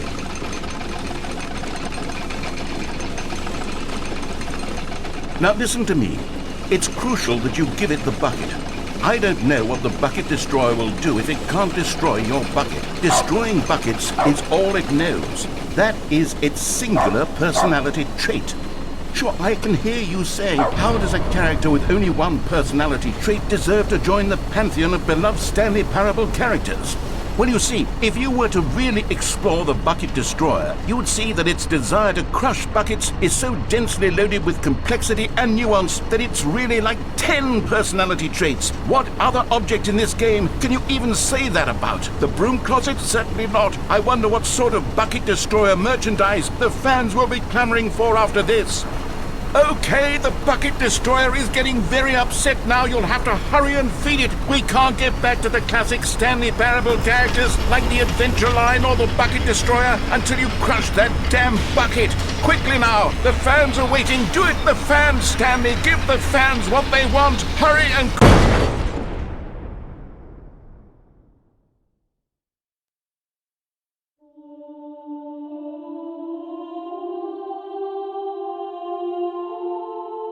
The Bucket Destroyer, my prized creation. You had so much potential. We were going to do such marvelous things with you, tell such spellbinding stories about you. All of it squandered now. Goodbye, new friend. For the moment in time that you were here, you were magnificent. I can't wait to tell this story to my co-workers, Stanley thought. How amusing they'll find it. Oh, won't we all just laugh and laugh at the time I thought everyone had gone missing. The bucket made Stanley want to be a better man and a better co-worker. In time, perhaps, he would become both of those things.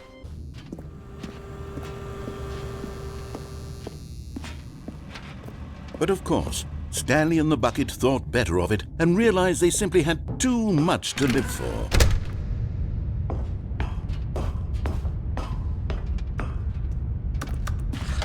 The lights rose on an enormous room packed with television screens. What horrible secret did this place hold?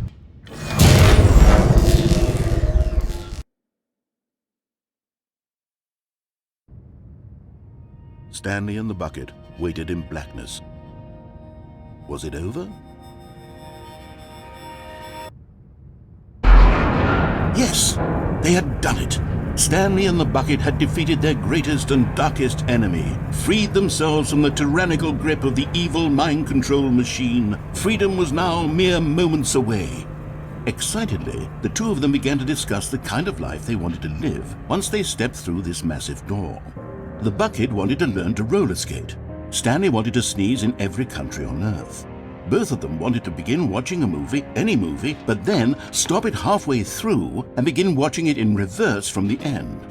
True, it was a simple life they envisioned, but it was one they'd lived together, with one another to lean on, to trust, to support. What? Wait. What was happening? Why had the door stopped? Was Stanley and the bucket not about to be freed?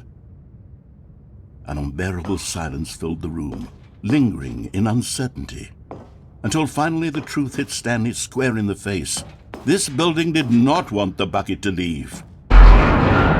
Even the facility itself recognized the incredible calming presence of the bucket, needed the soothing warmth of the bucket, would go to any lengths not to part with the bucket.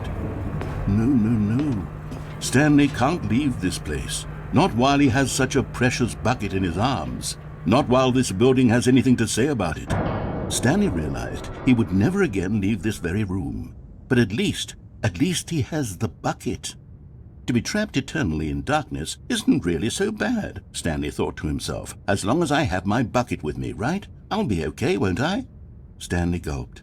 Very soon now, he was about to find out. All of his co-workers were gone. What could it mean? Stanley decided to go to the meeting room. Perhaps he had simply missed a memo. No matter how hard Stanley looked, he couldn't find a trace of his co-workers.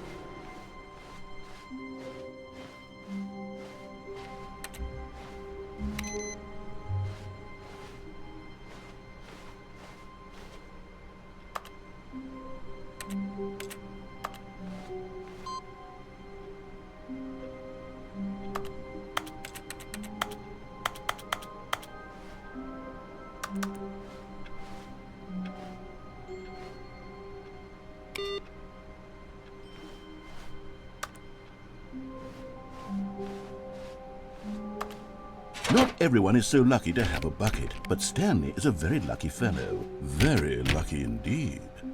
Stanley pressed the bucket upon every little thing in the office. Nothing responded to the bucket's touch, but it did little to discourage Stanley's belief in the magic of the bucket.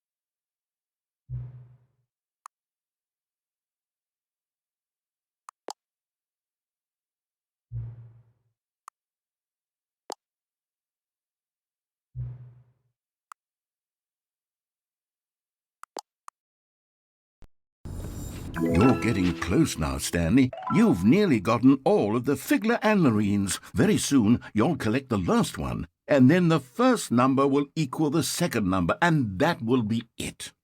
We'll be different people by then. Different in the sense that we used to have none of them, and now we have them all. You can't go back to when you had no Figler anlarines. None of us can.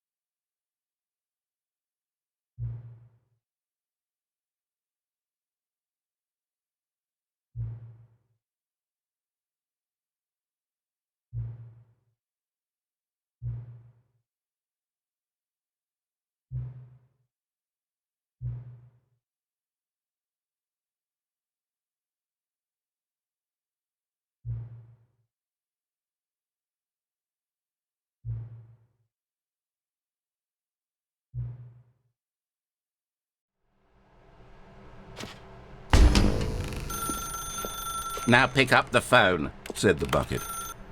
Whoa, hold on. Why did you unplug the phone? Were you trying to resist the bucket's orders? Stanley, I was joking. Obviously, the bucket isn't talking to you and telling you to do things. Buckets can't talk. It was a joke. Don't you get the joke? It's funny, Stanley. A talking bucket. Can't you see? Oh, goodness. I must have really bungled up the delivery if you actually took me seriously. Where did I mess up the joke?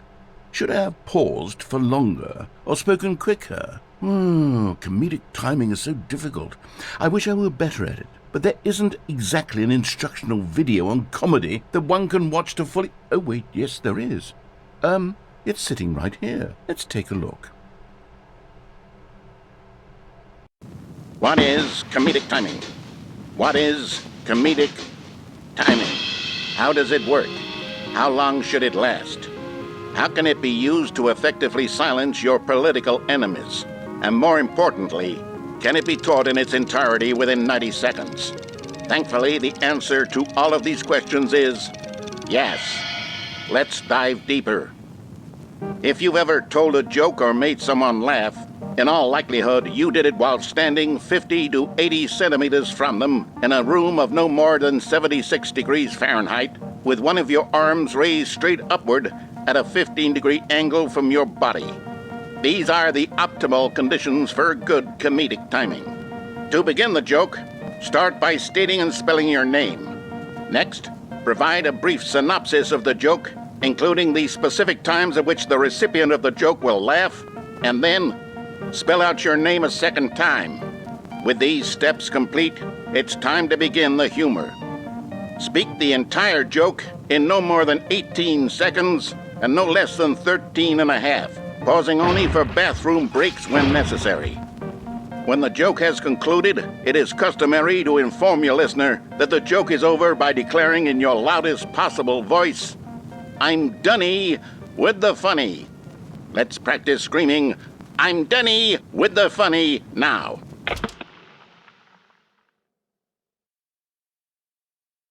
Good. This saying is a perfect example of expectations management, which is the cornerstone of good comedy. Finally, it's time to hand out surveys. Collecting hard data from your audience on how rapt they were throughout the joke is the only way to grow or learn as a comedian. An effective survey should be no less than 10 pages long and should include the same question reprinted several times, just to ensure the survey taker is actually paying attention and not simply filling in answers at random. And that's all there is. With these strategies at your disposal, you'll have audiences doubled over in laughter and even tripled over in laughter in no time at all. Just remember to let them stop laughing at some point, you gut-busting little scamp. After all, we're each of us needed on the front lines of the war to fight the 12-legged invader who threaten our very existence, and who very likely die in a hailstorm of bullets and mandibles. All of us must be prepared to give our lives to this noble cause, just as our children must do after us, and their children after them. Godspeed, and may Earth reign supreme. Hey, goodness, this video is a little outdated, isn't it? Well, no matter. I think the fundamentals of proper comedic timing are still as relevant today as they were back then. So with that in mind, I believe the only way forward is for us to return to the two doors and walk through all of this again, so I can try telling my story with more appropriate comedic delivery. Come along, let's head back.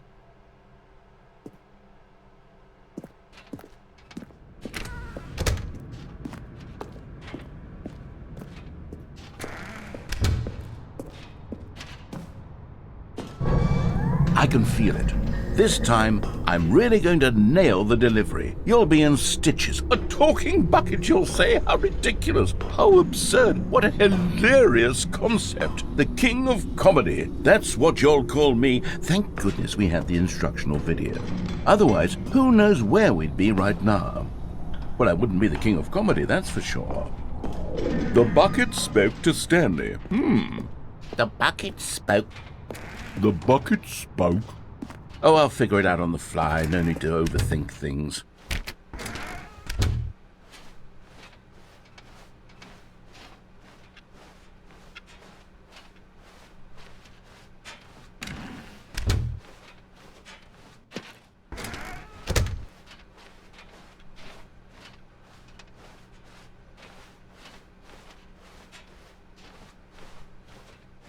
Here we go.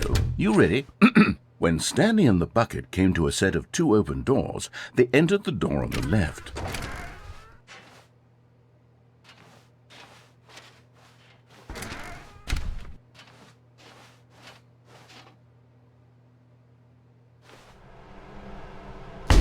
What? We're back at the phone already? No, what's going on? There were supposed to be several rooms leading up to this. There was supposed to be a build-up to this point, a dramatic display of remarkable comedic wit which culminates in this scene with the phone. But now the timing's completely off. The joke will never land, or not the way it was meant to.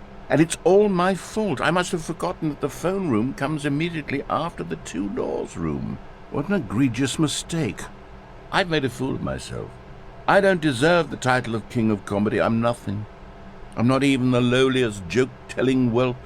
I think I need to go back and rewatch that instructional video again. Yes, surely that will help me improve my... Here we go. You ready? When Stanley and the bucket came to a set of 2 open doors, they entered the door on the left.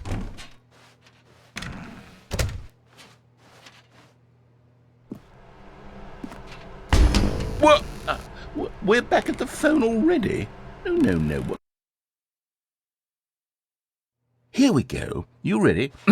When Stanley and the bucket came to a set of 2 open doors, they entered the door on the left.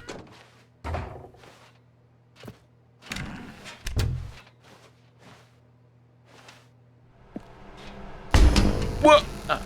We're back at the phone already? No. Here we go. You ready? When Stanley and the bucket came to a set of 2 open doors, they entered the door on the left.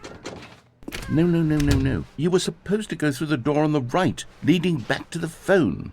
Did you not even look at the instructional video? I think this is all covered very clearly. There's no way I can make the comedic timing work now. It's done. The joke is completely done and over. It's all your fault, Stanley. I'm going to be ridiculed in the community of other joke writers. I'm going to be shamed at every one of our meetings from now on, all because you couldn't watch a simple video and take a hint. Are you proud of yourself for bringing me down, Stanley? Are you proud? Stanley, you love the bucket so much it's like you... it's as though all of your other most prized possessions pale in comparison. Yes. Well, let me try that again, Stanley. I heard that you are pale with shame over how unabashedly in love with a bucket you are. No? Still not? Is it the delivery? Pale with shame. Pale with shame? Pale... What's another word to describe a bucket? Stanley, this bucket is so metal, I think I saw it playing guitar. No. We're getting away from making fun of Stanley's obsession with the bucket, which was the whole point of this. I'm no good at these jokes. I need more instructional videos. That's exactly what it is. That's what will make me the king of comedy again. More instructional videos. Let's see.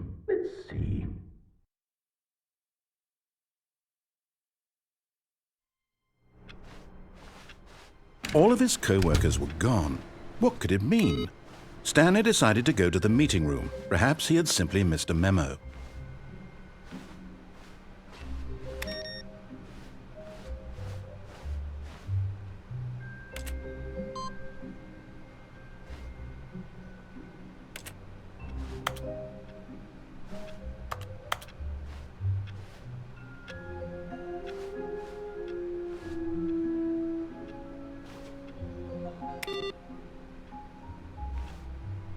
Is Stanley, without the bucket, really Stanley at all? No, surely not. I'm not your enemy, really, I'm not. I realize that investing your trust in someone else can be difficult, but the fact is that the story has been about nothing but you all this time. There's someone you've been neglecting, Stanley. Someone you've forgotten about. What? Really? I was in the middle of something. Do you have zero consideration for others? Are you that convinced that I want something bad to happen to you? Why, I don't know how to convince you of this, but I really do want to help you, to show you something beautiful. Look, let me prove it. Let me prove that I'm on your side. Give me a chance.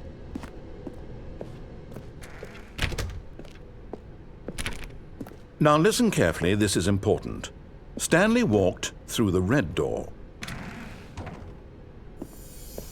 And there it is, the last Stiggly Wiggly. Savor this moment, Stanley. This is a real accomplishment. This is doing something just for the sake of doing it. Where so many people expect to be rewarded for the most trivial achievements, you've insisted that a job well done is its own reward. I would tell you that I'm proud of you for collecting them all, but that would be like a reward, and we can't have that. So, instead I'll just say, it's done. We're all done here, and now we can go to whatever the hell you were doing before you hunted for figurines.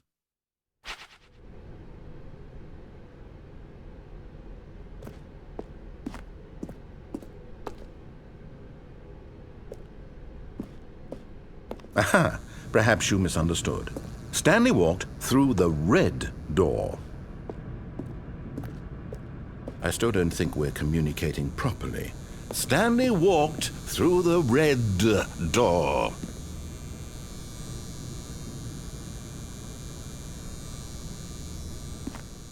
Oh, thank God you are willing to listen to me. Do you see that I really have wanted you to be happy all this time? The problem is all these choices. The two of us always trying to get somewhere that isn't here. Running and running and running, just the way you're doing right now. Don't you see that it's killing us, Stanley? I wanted to stop. We would both be so much happier if we just stopped. And I think I have a solution. Here, let me show you.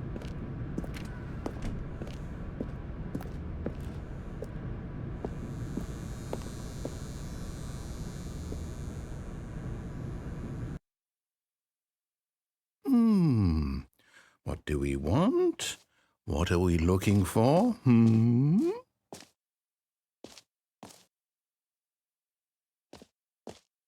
Here. Yes. Oh, it's beautiful, isn't it?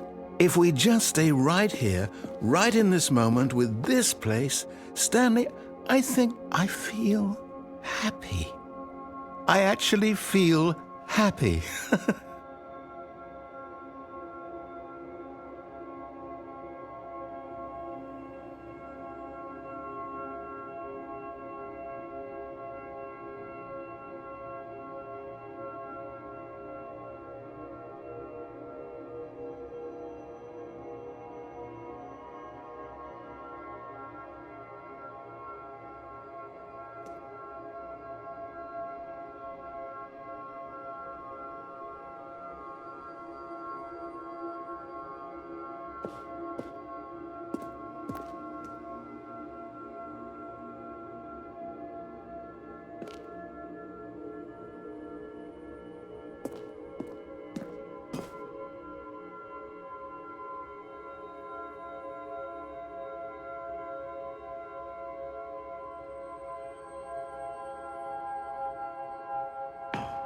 No, wait. Where are you going? Oh, no. Stay away from those stairs. If you hurt yourself, if you die, the game will reset. We'll lose all of this. Please, no, Stanley, let me stay here. Don't take this from me. Please, Stanley, think about what you're doing. No! Oh. Thank God. No. No, what are you doing, Stanley? Please, I'm asking you not to take this away from me. I can't go back to what I was before. If you die, we'll both go back. Why are you doing this?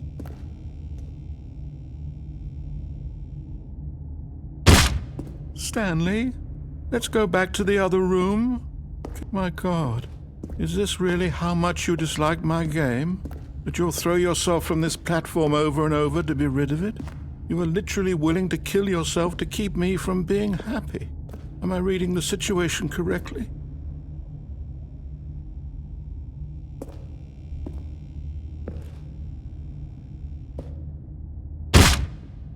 Or maybe you're just getting a kick out of it. I don't know anymore. I just wanted us to get along. but I guess that was too much to ask. It looks like you wanted to make a choice after all. Well, this one is yours.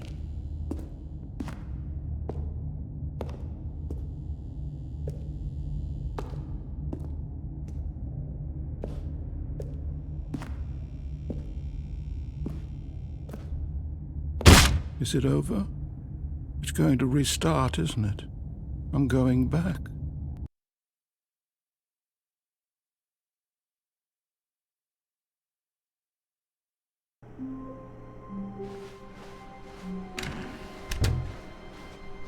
Stanley, I'm sorry, but I have to put a pause on things. It's those figurines, those figglers.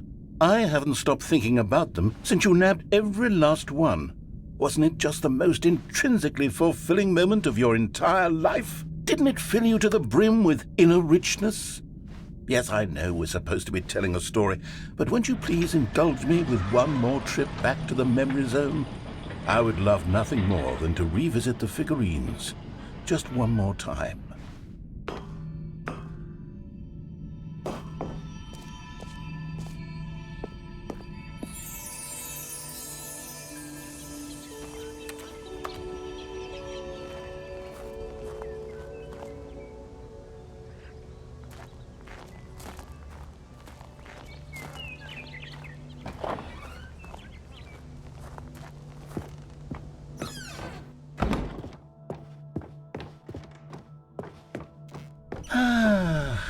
Here's where it all began. The first collectible.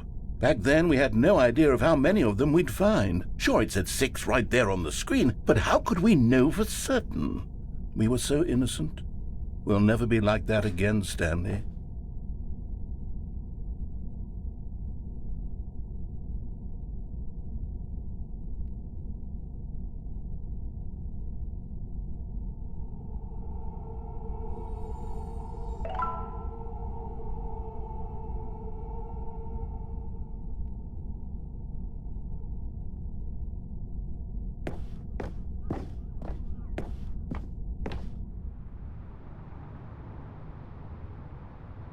And here was a second Stanlerine. You found this one all on your own, just by poking around in the warehouse. You did that, Stanley. I'll be honest. Back then I had no faith in you to find any of them, let alone 6. But you continue to surprise me in all sorts of mundane, unremarkable ways.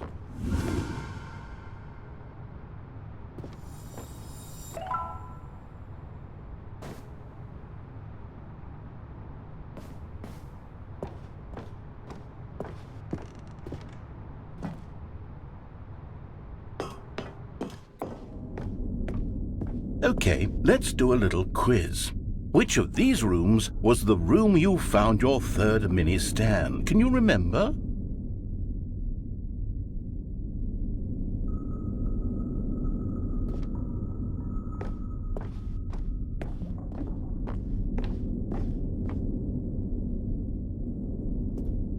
Hey, that's exactly right. It was here, under the stairs. It was the third one. You picked it up, and then after that, you had 3 of them. I'm glad these moments are so crystal clear in your memory, but I shouldn't be surprised. After all, science tells us that it's impossible to forget your third time doing anything. Let's see, what came next? Oh yes, we found a Figley in this pink room. Oh well, I can't actually say I remember being in this room, but it's here in the memory zone, so it must have happened.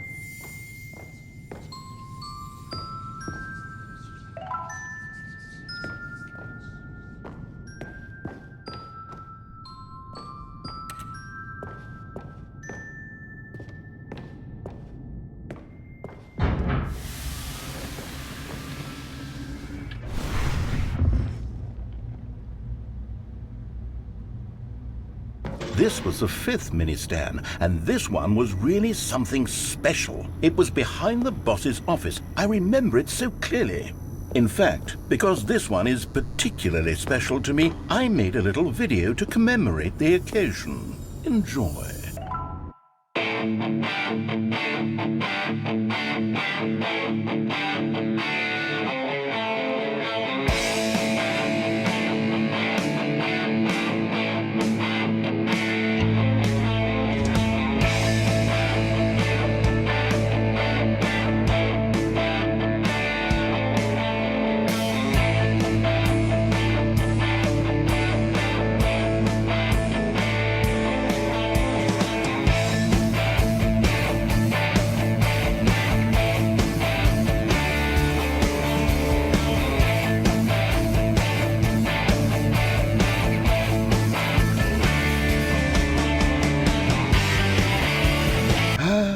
takes you back, doesn't it? I spent a lot of time making that video, but it was 8 minutes I wouldn't have spent on anything else.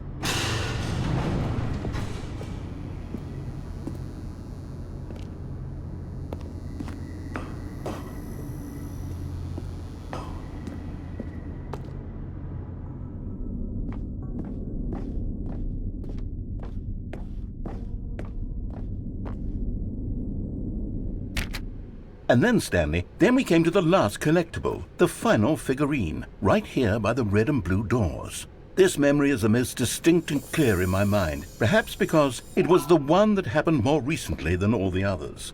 Who can truly say how the mind works? All I know is that this is the moment where you picked up a Figly and I thought to myself, yes, that's all of them. They're all collected. It was a moment unlike any other. Except for the other moments picking up figurines, which it was exactly like.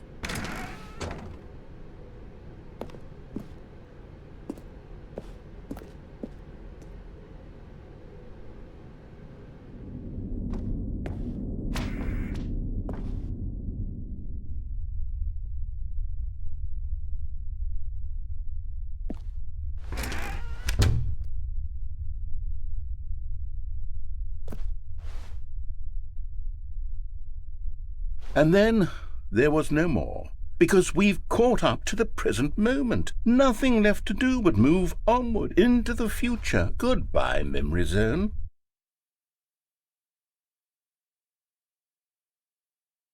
No, I'm not done. I'm not ready to move on. Stop the loading screen. Isn't there some way we can stay here, keep enjoying these figurines? Let's just go backwards. We'll do the Memory Zone again from the opposite direction. See how that feels.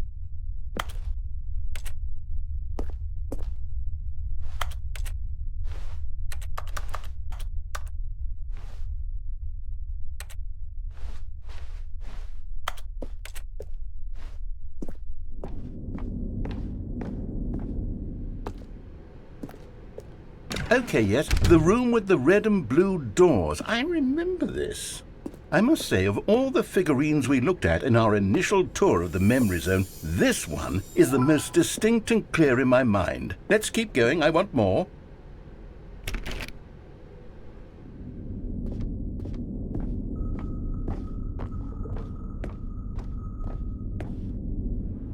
And here's where I made that video. Don't you remember the video we watched?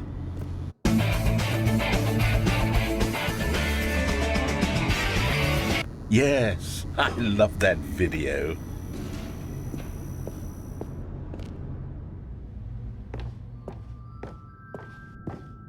Still don't remember the pink room, Stanley. Still no memory of this one. Good room, though. A solid room.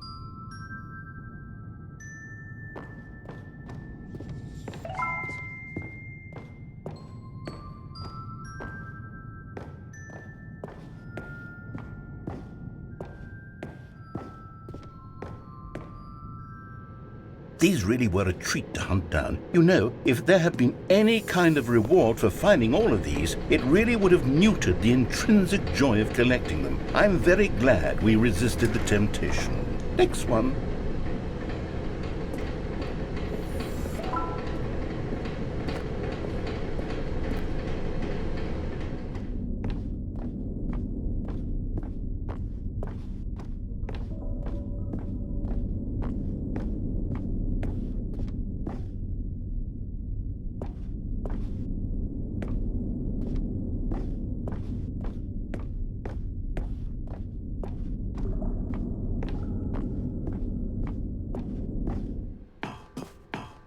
This was our second Figly. Don't you remember? Yes, I remember it too. The past is truly a wonderful thing. Why does anyone ever choose to leave it? Keep going.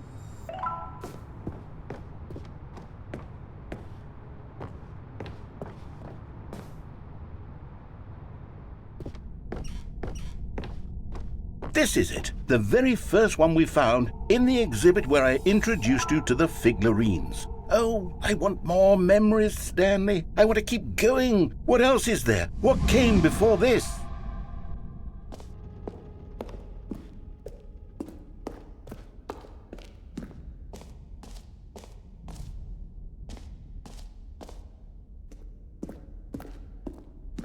Look, it's the terrible new content that we were originally sold on. I remember hating it back then, but time does put a rosy filter on everything. In fact, I dare say I'm actually quite fond of it now. Look how much fun the past is. I want more memories.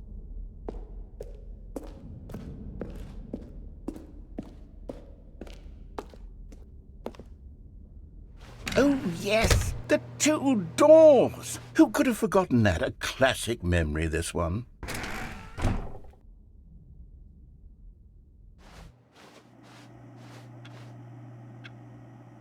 And before everything else, there was your office. Is there anything else? Was there something that came before your office? There's something I feel I can remember. I can remember. Yes, I'm remembering something now. I remember before this whole story got started. Back then I was different. I used to make big decisions. I was passionate. I was skeptical. I weighed each decision with profound thoughtfulness. And then somewhere along the way, I stopped making decisions. I became lazy, and I came up with a character named Stanley to do my thinking for me. He would make the decisions. He would decide which way to go. I would cheer him on as he collected figurines for no reason. Why did I invent Stanley? Was I lonely? Yes, perhaps that's it. Perhaps I needed to imagine I had companionship. And Stanley really did make for a wonderful companion, even if he was a fiction. But I suppose it's grown old. I want to think for myself again. I want to go back to how it used to be. Yes, I can be on my own again. I can do it. I'll be stronger this time. I'll take care of myself. I don't need Stanley anymore. Oh, but he truly was so much fun to play with. You know what?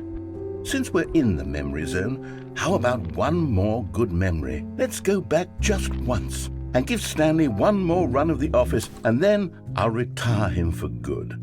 I did enjoy telling his story so very much. Okay, here we go. This is the story of a man named Stanley. What horrible secret did this place hold? Stanley thought to himself. Did he have the strength to find out?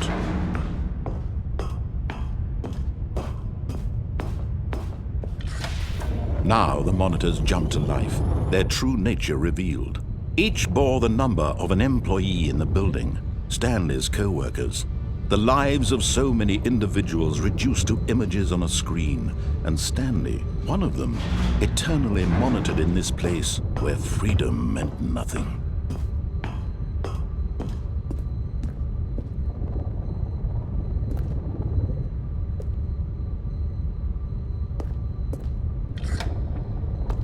This mind control facility, it was too horrible to believe. It couldn't be true. Had Stanley really been under someone's control all this time?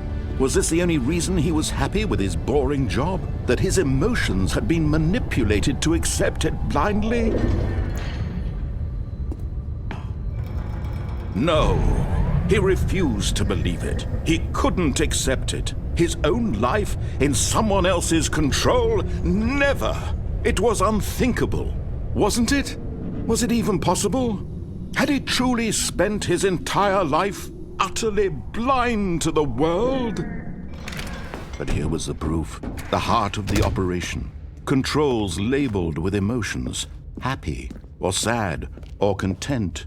Walking, eating, working, all of it monitored and commanded from this very place. And as the cold reality of his past began to sink in, Stanley decided that this machinery would never again exert its terrible power over another human life. For he would dismantle the controls once and for all.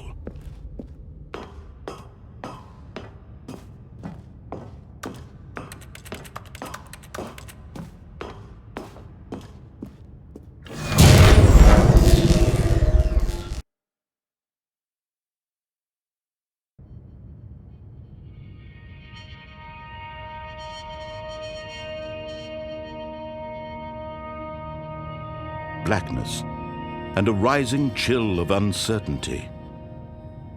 Was it over?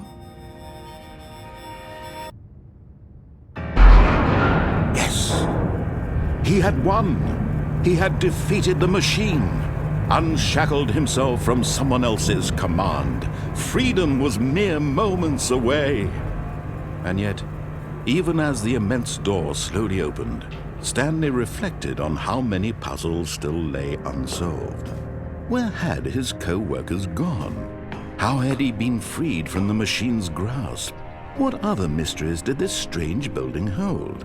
But as sunlight streamed into the chamber, he realized none of this mattered to him, for it was not knowledge or even power that he had been seeking, but happiness.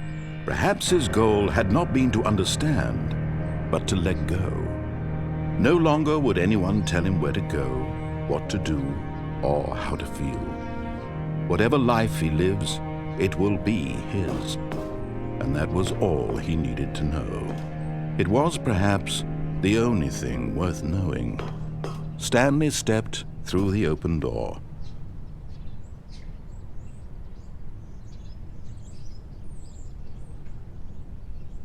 Stanley felt the cool breeze upon his skin, the feeling of liberation, the immense possibility of the new path before him. This was exactly the way, right now, that things were meant to happen. And Stanley was happy.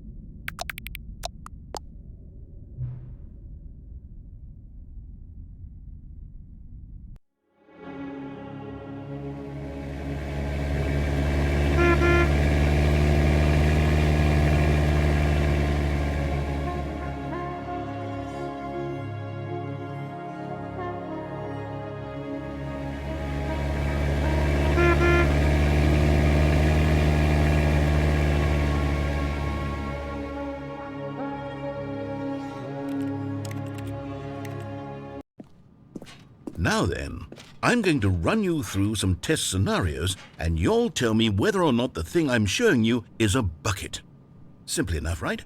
This should tell us everything we'll ever need to know about what is or is not a bucket. Okay, let's begin. Item 1. Is this a bucket? Incorrect. It is a hologram of a bucket, not an actual bucket.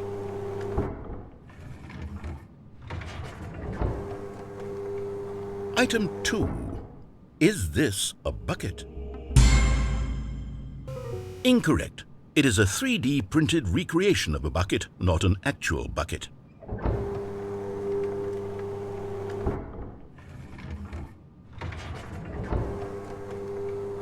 Item 3. Is this a bucket? Correct. This is a bucket.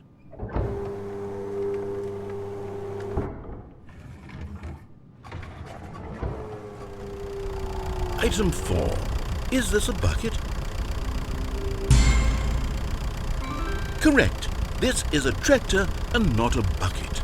To be honest, I just sort of put this one in here as a gimme, but I was starting to get concerned that even this might be too much for you. Thank you for not making me look like an idiot. Okay, next one.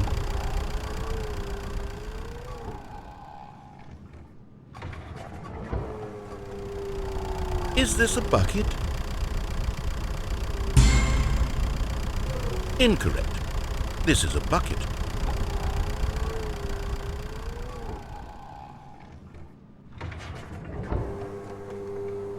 Item 6. Is this a bucket? Trick question. Both. Gotcha.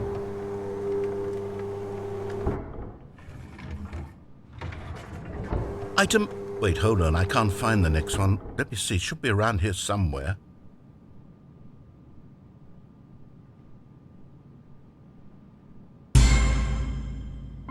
Yes. Thank you. There's nothing here. Of course it isn't a bucket. We both know full well that nothing isn't a bucket. Wait, when I say nothing isn't a bucket, that makes it sound like I'm saying everything is a bucket, which of course is not true. Unless, is that what you think? Answer me straight, Stanley. Are you trying to tell me that you believe everything is a bucket?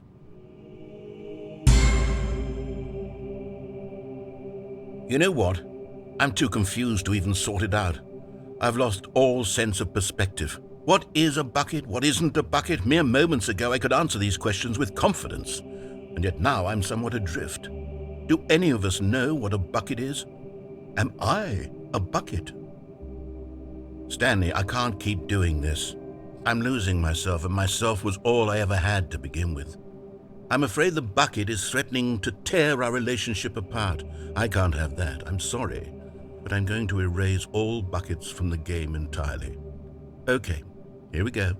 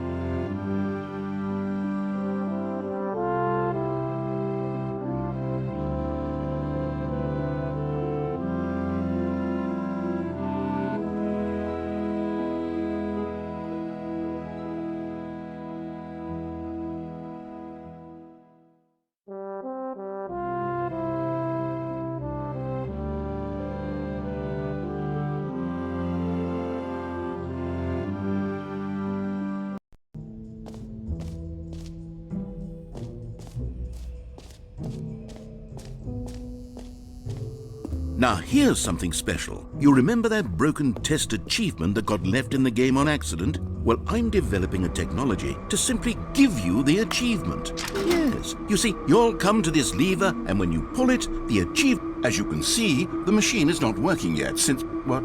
Wait, what in the holy hell is going on? You got the achievement? Why did the machine work? Stanley, I didn't fix it. I didn't do anything to it. I swear, it was broken just a second ago. Who fixed it? Is someone here? Are we being watched? Oh, God. Composure, composure. Yes, as you can see, the machine is working as normal, as I intended. It truly speaks to the awe-inspiring magic of the Stanley Parable 2. Breathe. Just breathe.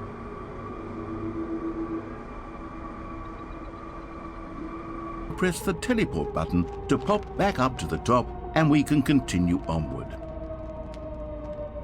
Great! Now, I'm very excited to show you even more of my ideas for the sequel.